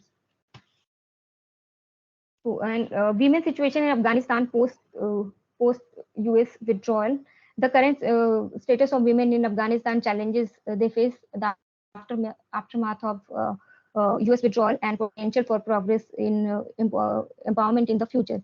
So we can see erosion of women's rights. I mean, the return of the Taliban to power has raised concern about the erosion of women's rights and freedom. The strict interpretation of Islamic laws by the Taliban and historically limited women's access to education, employment, participation in public life. And access to education, Afghanistan has made a significant strides in cultural education in recent years, but the progress remains fragile. The resurgent Taliban's policies regarding girls' education raise concern about the access to schooling and the right to learn for Afghan girls. And threats to women's safety and security in Afghanistan.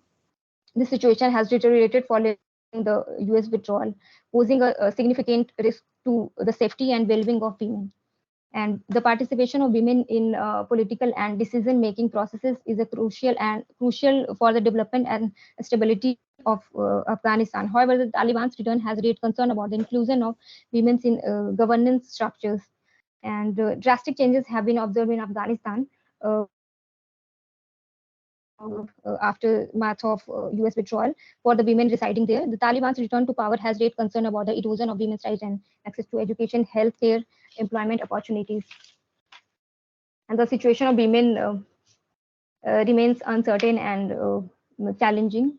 And this is a crucial for international community to remain steadfast in their commitment to protect the women's rights and support their empowerment and advocating for including in all spheres of Afghan society. But hope still alive, and in the face of contemporary geopolitical conflicts such as Ukraine-Russia war, US withdrawal from Afghanistan, women have emerged as resilient uh, agents of change, demonstrating their strength, determination to shape the future. And despite the challenges posed by this conflict, women continue to play a crucial role in rebuilding societies, advocating for peace, promoting gender equality, and yeah, this explores the challenges faced by women in these conflict regions and highlights their indispensable contribution towards building a better tomorrow. Okay. Now uh, next slide, the last slide is shaping the future women's roles and conclusion of this presentation.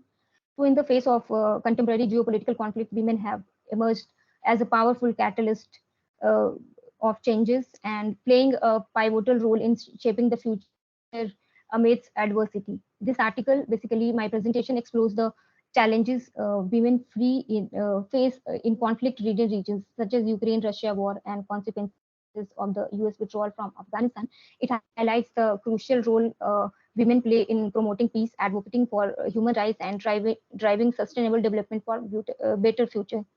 So the peace building and conflict resolution, women have proven instrumental in peace building efforts, bridging divides and promoting reconciliation amidst the Ukraine and Russia conflict through grassroots initiatives, dialogue forum, and community engagements. Women contribute to rebuilding trust, fostering understanding, and creating space for peaceful resolution. And geopolitical conflicts often result in violation of human rights, particularly affecting women and marginalized communities. Women activists organizations courageously advocate for human rights and including gender equality, access to justice, and protection from violence. They challenge discriminatory norms, demand accountability, and work towards creating inclusive societies where the rights of all individuals are respected.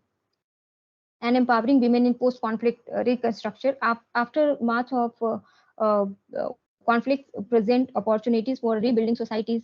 Women play a crucial role in post-conflict reconstruction, contributing their knowledges, uh, skills, and perspectives to shape inclusive policies, institutions, their involvement in governance, economic development, and decision-making processes ensure that the needs and aspirations of all segments of society are considered.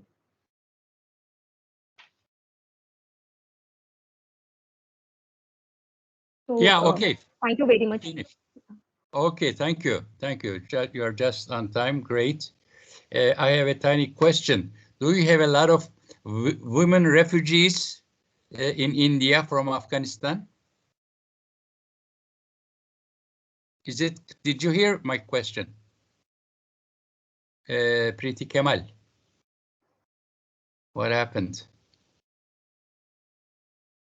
Priti Kemal, do you hear us?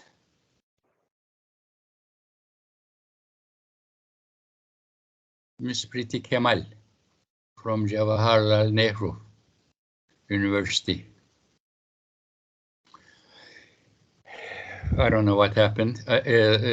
Professor Ali Bilgin, you have any suggestions? At this moment, no. No, I don't have. Okay. On with the next speaker. This is Mr. Shiraliyev did not show up yet. So we go on with our last speaker. Ms. Kemal, return back to the session if there is a question. Okay, Ms. Kemal. If there is a question. Yeah, yeah. Miss Priti Kemal, you hear us, right? Yes, yes. Yeah, okay. We don't see you. I don't know why. But so my network is something is wrong in my network. Doesn't matter. We have already seen you. No problem. Questions? Is there any questions to ask to Ms. Kemal? I have a question. I had a question. Do you have a lot of women refugees in India from Afghanistan? Or do you accept them? Or do you refuse them? Do you hear me?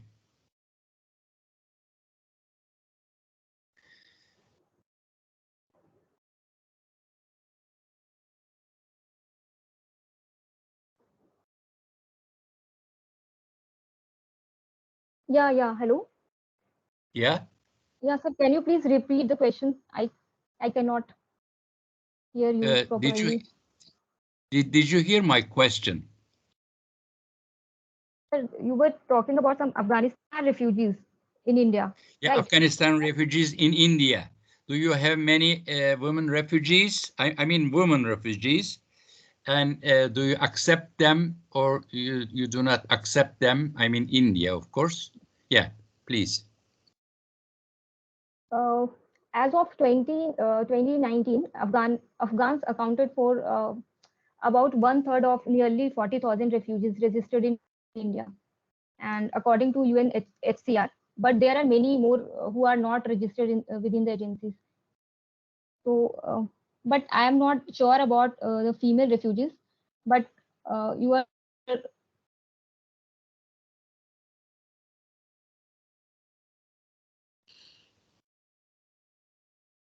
Okay, thank you.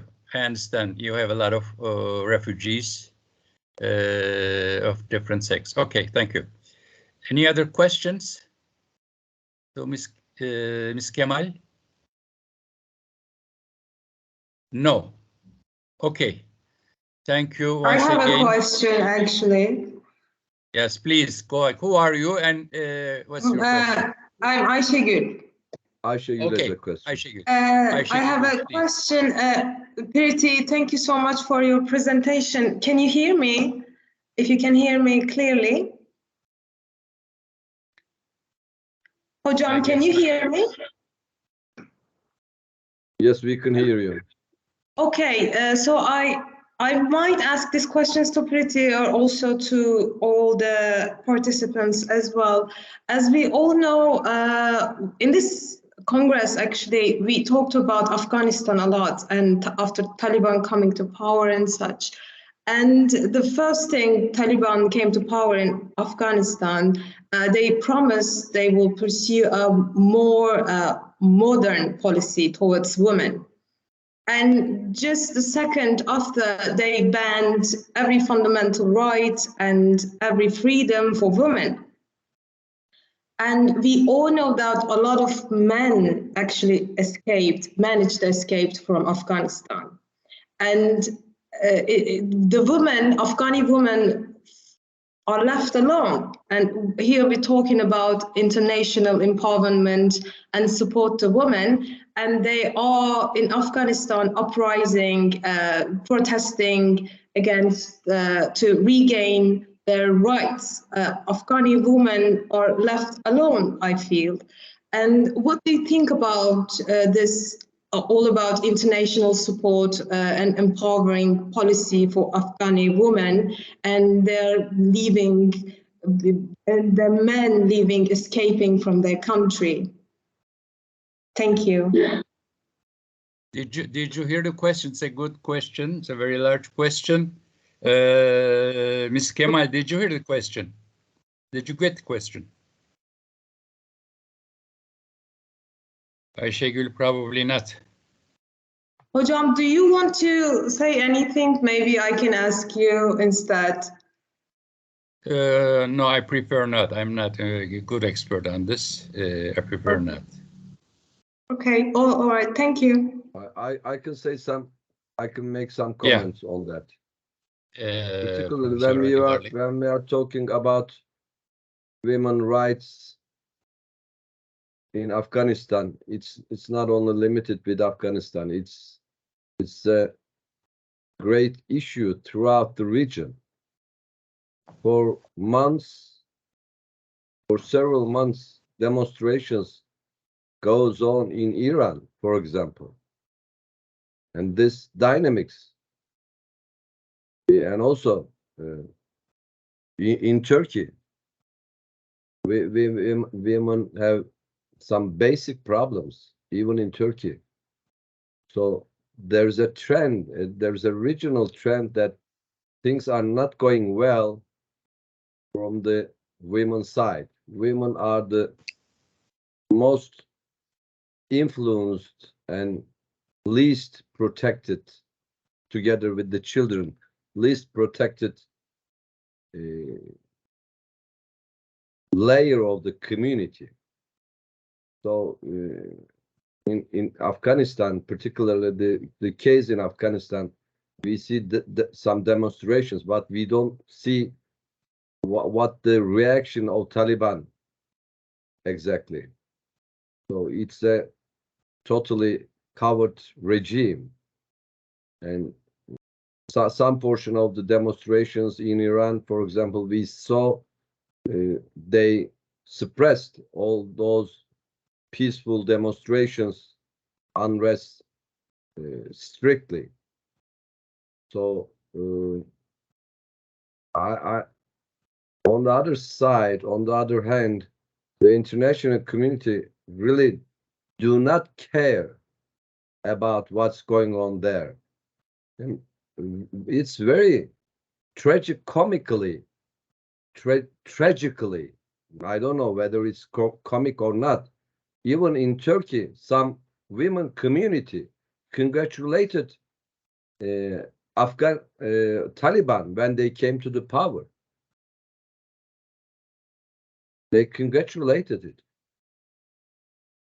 So the case is quite problematic. So, and for the Western world, it's not even a small portion area of their concern. That's all I can make comment. Quite bitter the situation is.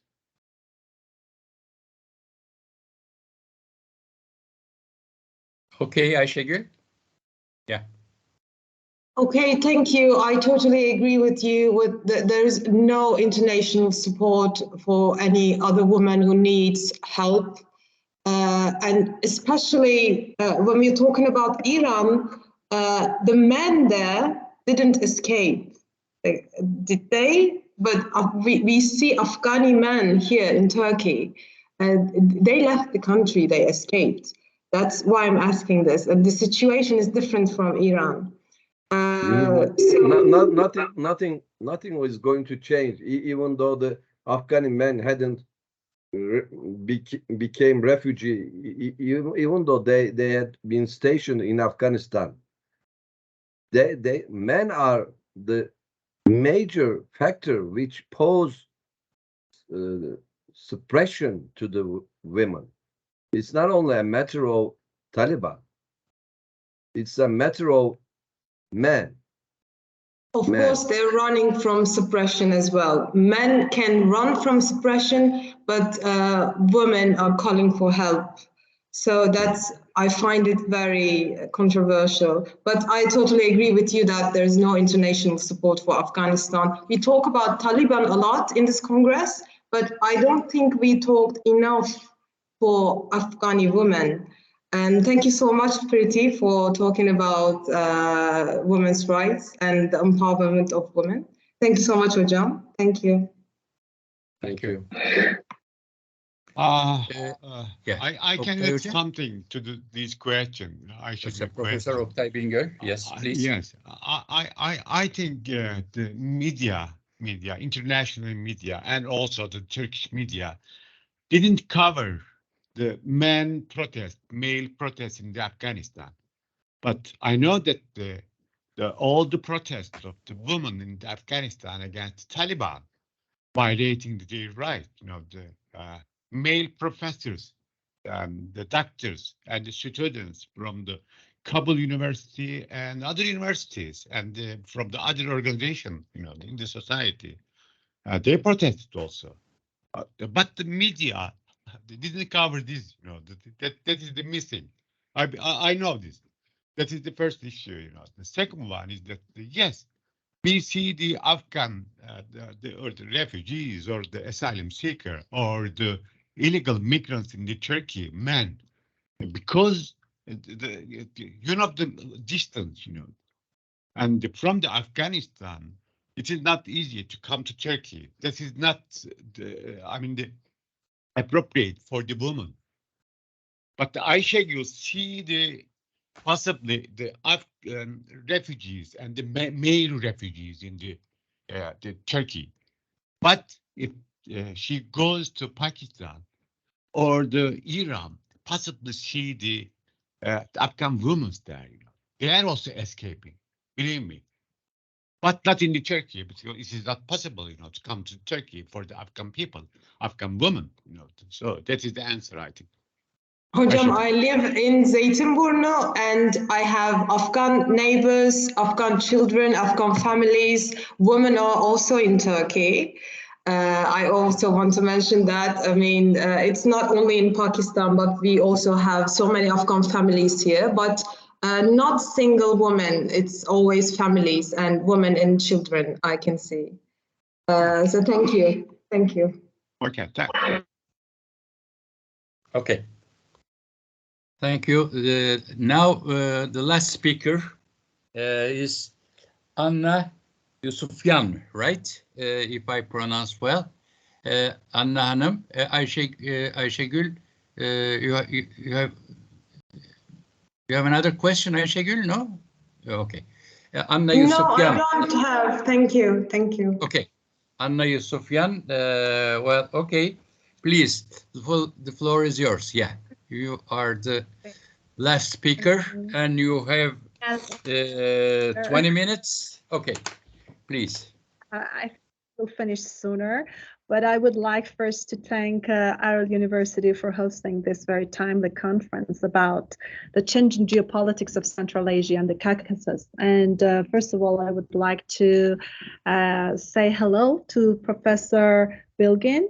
And because it was last year that I had a conference, the Future Dynamics of Asia. I presented there as well a paper. I don't remember if you exactly remember me, Professor Bilgin, but I learned from you a lot. I talked about the cultural aspect that could bring Asia together and make a culturally unified Asia. So my views is still the same. The remnant of that article is still here in this paper that I'm going to present, because I want to see this region as a whole, as Asia. And my topic is that actually depicting a prosperity horizon in Central Asia and the Caucasus with a focus on geocultural and geoeconomic aspects. For that, I first need to talk about, I need to draw a picture, draw a setting about what's happening on the global stage. It is argued recently by many specialists in the field of international relations that we are in a new era of deglobalization. And we are living in an era of intense competition among great powers that motivates the global race to the top.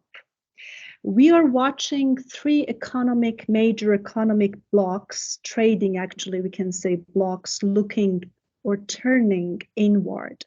The US, the EU, and China, which will deeply affect Asia.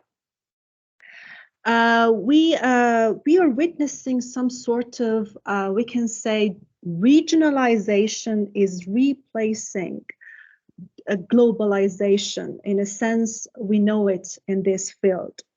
So for that, there are many opportunities here for countries in sub-regions of Asia, like the countries in Central Asia and the Caucasus.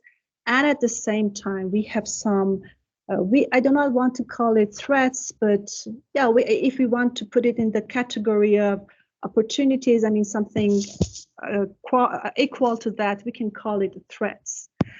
Well, what we are witnessing now in Asia is a systematic shift because of the economic prosperity, because of the GDP growth. We are witnessing a systematic shift. Now Asia is more Asian than ever because of the flow of people, goods, commodity, and investment. We are witnessing an Asia which is Asian more than ever. Some scholars put it like this: the Asianization of Asia. And some call it even, bring this, Parag Khanna, one of great authors who works especially in the field of Asia, he puts it like Asianomics. He has brought together two terms, Asia and economics, and he's talking about Asianomics. So why am I depicting this broad picture of Asia at the beginning of my presentation? It's because that we are at a point in history that Asia, because of the population, because of the connections, through infrastructure, is going to experience a rapid growth, and it's going to bear fruits. Fruits that will lead to economic development for all the region, for all the countries in the region. But there are some points in which we need to focus on in order to bring this prosperity in, to be able to take the advantage of this dynamism in Asia. We have now some sub-regions in Asia: Northeast Asia, Southeast Asia, Central Asia, and West Asia. There should be this, there is this convergence between these sub-regions. But at some point, we have some problems, some geopolitical tensions. As the war in Ukraine, we see those geopolitical tensions. As some developments in Central Asia, between Azerbaijan and Armenia, we have some developments that may bring, it may hinder economic development or the economic growth that we need to reach prosperity. So I think, first of all, I prefer first to look at the bright side of the story. The bright side of the story is the connection that is going to be built among all the states in Asia through the Belt and Road Initiative. This is actually the bright side of the story. One other is the frontier markets. Many of the countries in Asia are among the frontier markets, which have the potential, great potential for foreign direct investments. Then we have mega cities in this very region. We have shared concerns like the environmental challenges, the global, the climate change actually that hits this region as well. We have many other, issues to deal with that can bring these states together. One part of it, which is, I can say, it's the strength.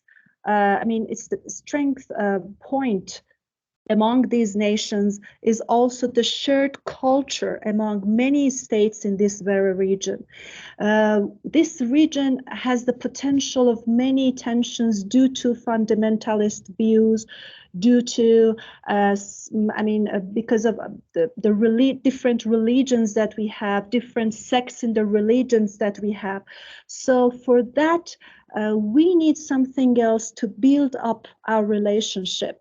And that is the role culture can play. I have wrote many articles on Nowruz. I can also add this to this picture because I argue that because Nowruz is a shared cultural, we can say it's a shared cultural norm among many states in this region. So we can, this is an example actually. We can build our institutions on these shared cultures and shared norms because they do not have the potential to become fundamental as it has regarding religion.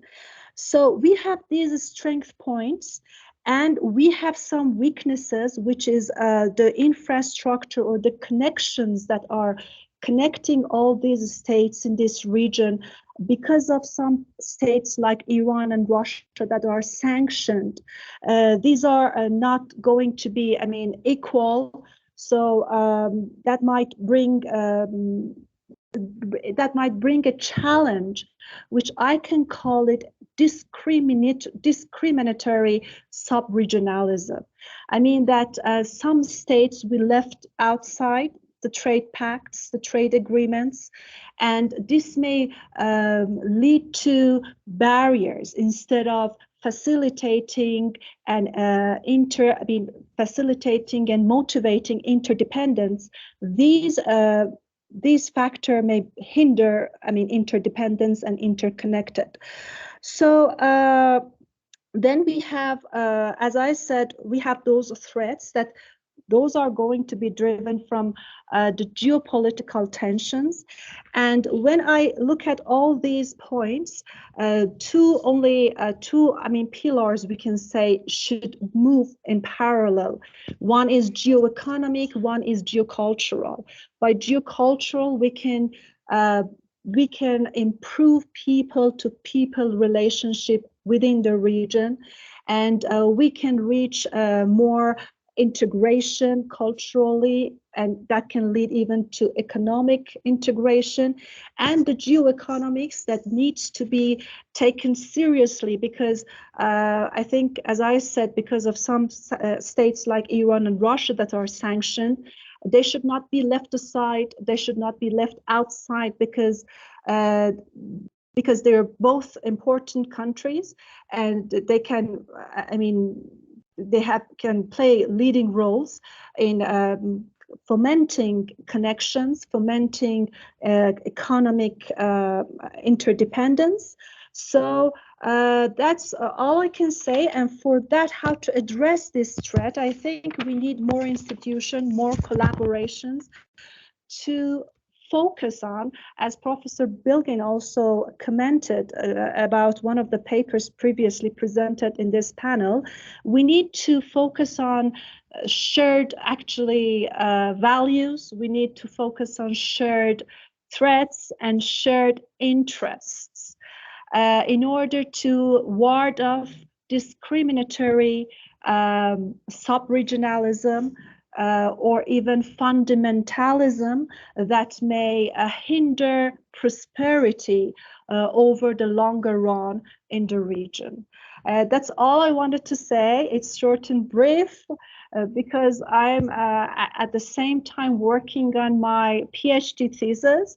At first, I didn't want to attend this conference, but because last year I had a paper, I thought that this is another opportunity for me.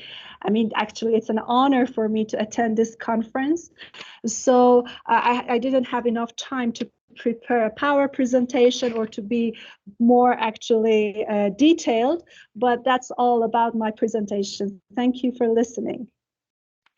Thank you very much for this brilliant presentation. We were lucky to hear you. So it was excellent. Thank you. Questions? Any questions or any objections or any comments? Dear participants.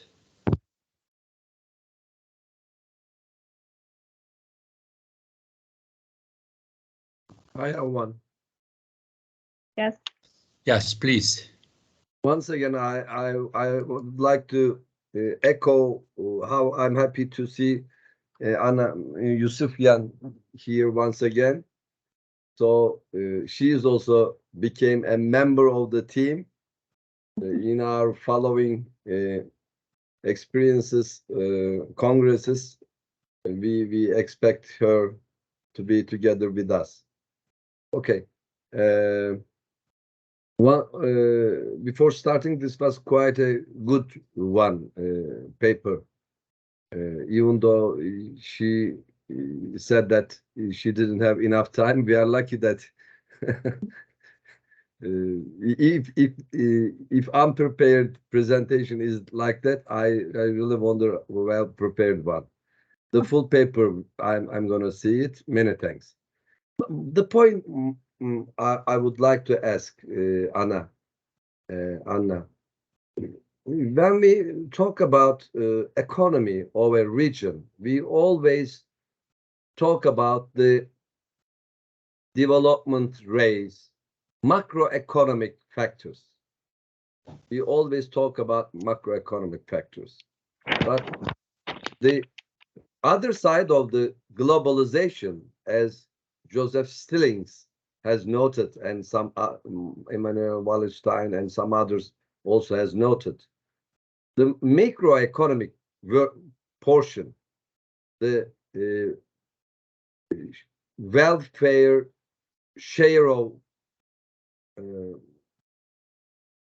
welfare, or the burden share. Can you make some comments on that? Throughout the world, what we see, 7% of the whole world take the 70% of the GDP. You know, there's a great difference. There's a great gap between the poor and rich, and the middle class throughout the world is melting. And how about the situation? Is the situation in Asia different than that? For example, when we talk about the economic giant of China, we exaggerate the situation. Actually, when we say China, Chinese, I do not want to offend our Chinese partners, but this is my comment. When we talk about China, we have three Chinas. One is the high-tech China, the other is the middle-class China, the great majority is the Middle Ages China.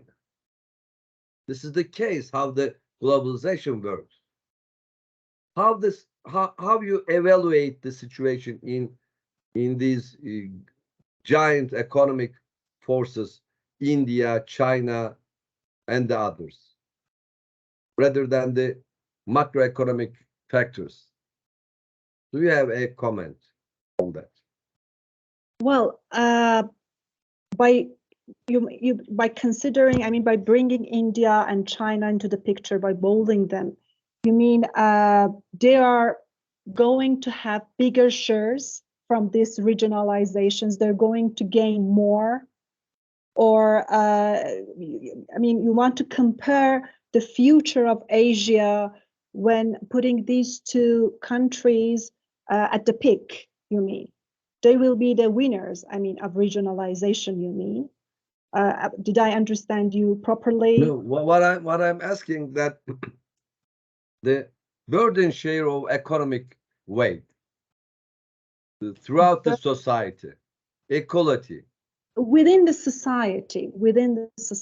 Well, for that, actually, I need to read a lot more detailed to be able to. This is not something that's happening only in some, I mean, for example, in China or in India. All the countries all around the world have the same problem, have the same trouble. I mean, this is not something that we can say only Asia is going to experience. Asia might experience it now at this time in history more than the others because it is about to develop. More, we call it most emerging economies we have here in Asia. They are not developed countries. So seeing or watching this type of gap is something normal because we have not reached still, we are not developed yet. We have not reached the stage that the developed countries are in regarding the social welfare, as you said, mentioned, or I mean, if we can, the burden sharing, yes, some groups in the society will have, I mean, they will feel more burden. This is something quite, I think, I mean, this is something that has happened in developed nations as well before, prior to the stage that they are in now. But what I mean, my picture is broader than that. We are watching a region, Asia, where many transactions are happening there. I would like to read this part for you, that we are actually witnessing a regional system that has more power and is experiencing itself independently. It's capable of managing itself independently from the rest of the world. It's because it's highly populated. It's because of the connections. It's because of the age, the consumer age. I mean, we have a big, how can I say, category of consumers. Middle income, we can say, yes, middle class consumers. So now that Asia is at this point, it draws in foreign direct investment from other countries. There is this saying, I had this book, I read this book, From Global to Local, which argues that now we are going to produce where we sell. We are having the supply chain resilience initiative, followed by many companies. Many companies in the world are looking to shift, I mean, to change their production patterns. We have reshoring, we have onshoring. These are new production patterns. These are opportunities for Asia. And we also, after the pandemic, we have some sort of new production policies by many supply chains, from moving from just in case type of production to just in time type of production.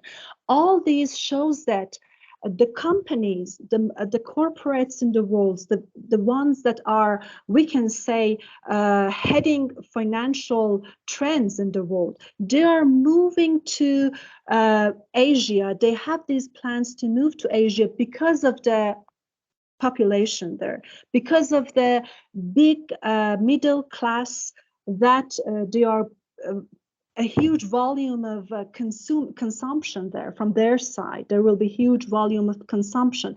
So we have, these things are happening at the same time, changes in production patterns, reshoring, onshoring. So these will in the future, I'm sure these will in the future will lessen those burdens, will lead to more prosperity in the region.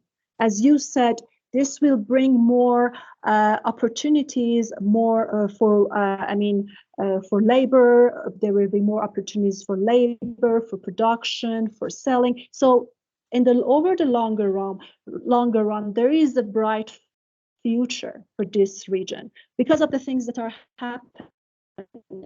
Since the pandemic, the corona pandemic had a vast, had an important impact on the production pattern. So these are some opportunities for this region, I think. Okay, thank you. Thank you very much. You're welcome. I appreciate Any other your questions? Whether I answered it fully, are you satisfied with the answer or not? But that's how I depict the future of Asia. Yes. Asia is more Asia, as she says. Well, yes, Asia has always been Asianization, Asia yeah. we have. Yes, Asia and is there is a actually, I recently translated this article, but it was written last year in the Foreign Affairs Journal. The topic is global is a myth. I recommend you to read that article by Shannon O'Neill. And there she says something, I can read it for you if I have time actually. She says that globalization is not a widespread tone anymore. It seems like a myth because reality is closer to regionalization. A recent study by Fortune Global 500 that evaluates the world's largest companies illustrates that 2 of every $3 of their sales are earned from their home regions. This study has concluded that among 365 prominent multinationals, only 9 of them are truly global. To be more precise, even the supply chains are not that global as they claim, considering the fact that the pieces and parts that are assembled in modern manufacturing are mostly shipped between neighboring countries than from far away. The same is true about the international capital flow and foreign direct investment. More than half of all cross-border financing is happening within regions. She brings the European Union, then she brings Asia. And in Asia, she says lending, borrowing, and foreign direct investment is mounting by Asian banks and companies. So the international flow of goods, money, information, and people takes place within the 3 main regional hubs, Asia, Europe, and North America. So when we see this changing dynamism of Asia, I think because you named Wallerstein because he always talks about those, if I'm have this concentration, the peripheral states, semi-peripheral states. So, when you look at this, when we are all this happening, all these dynamics are happening within one continent, we're not that much, I can say, biased that we are periphery or semi-periphery. It's among one continent. People that are sharing cultures, ethnic backgrounds, same languages, same religions to some, because at that time we had those periphery and semi-periphery almost from another continent. And the center were in developed states, in developed countries in the West. But now we are seeing shifts within East.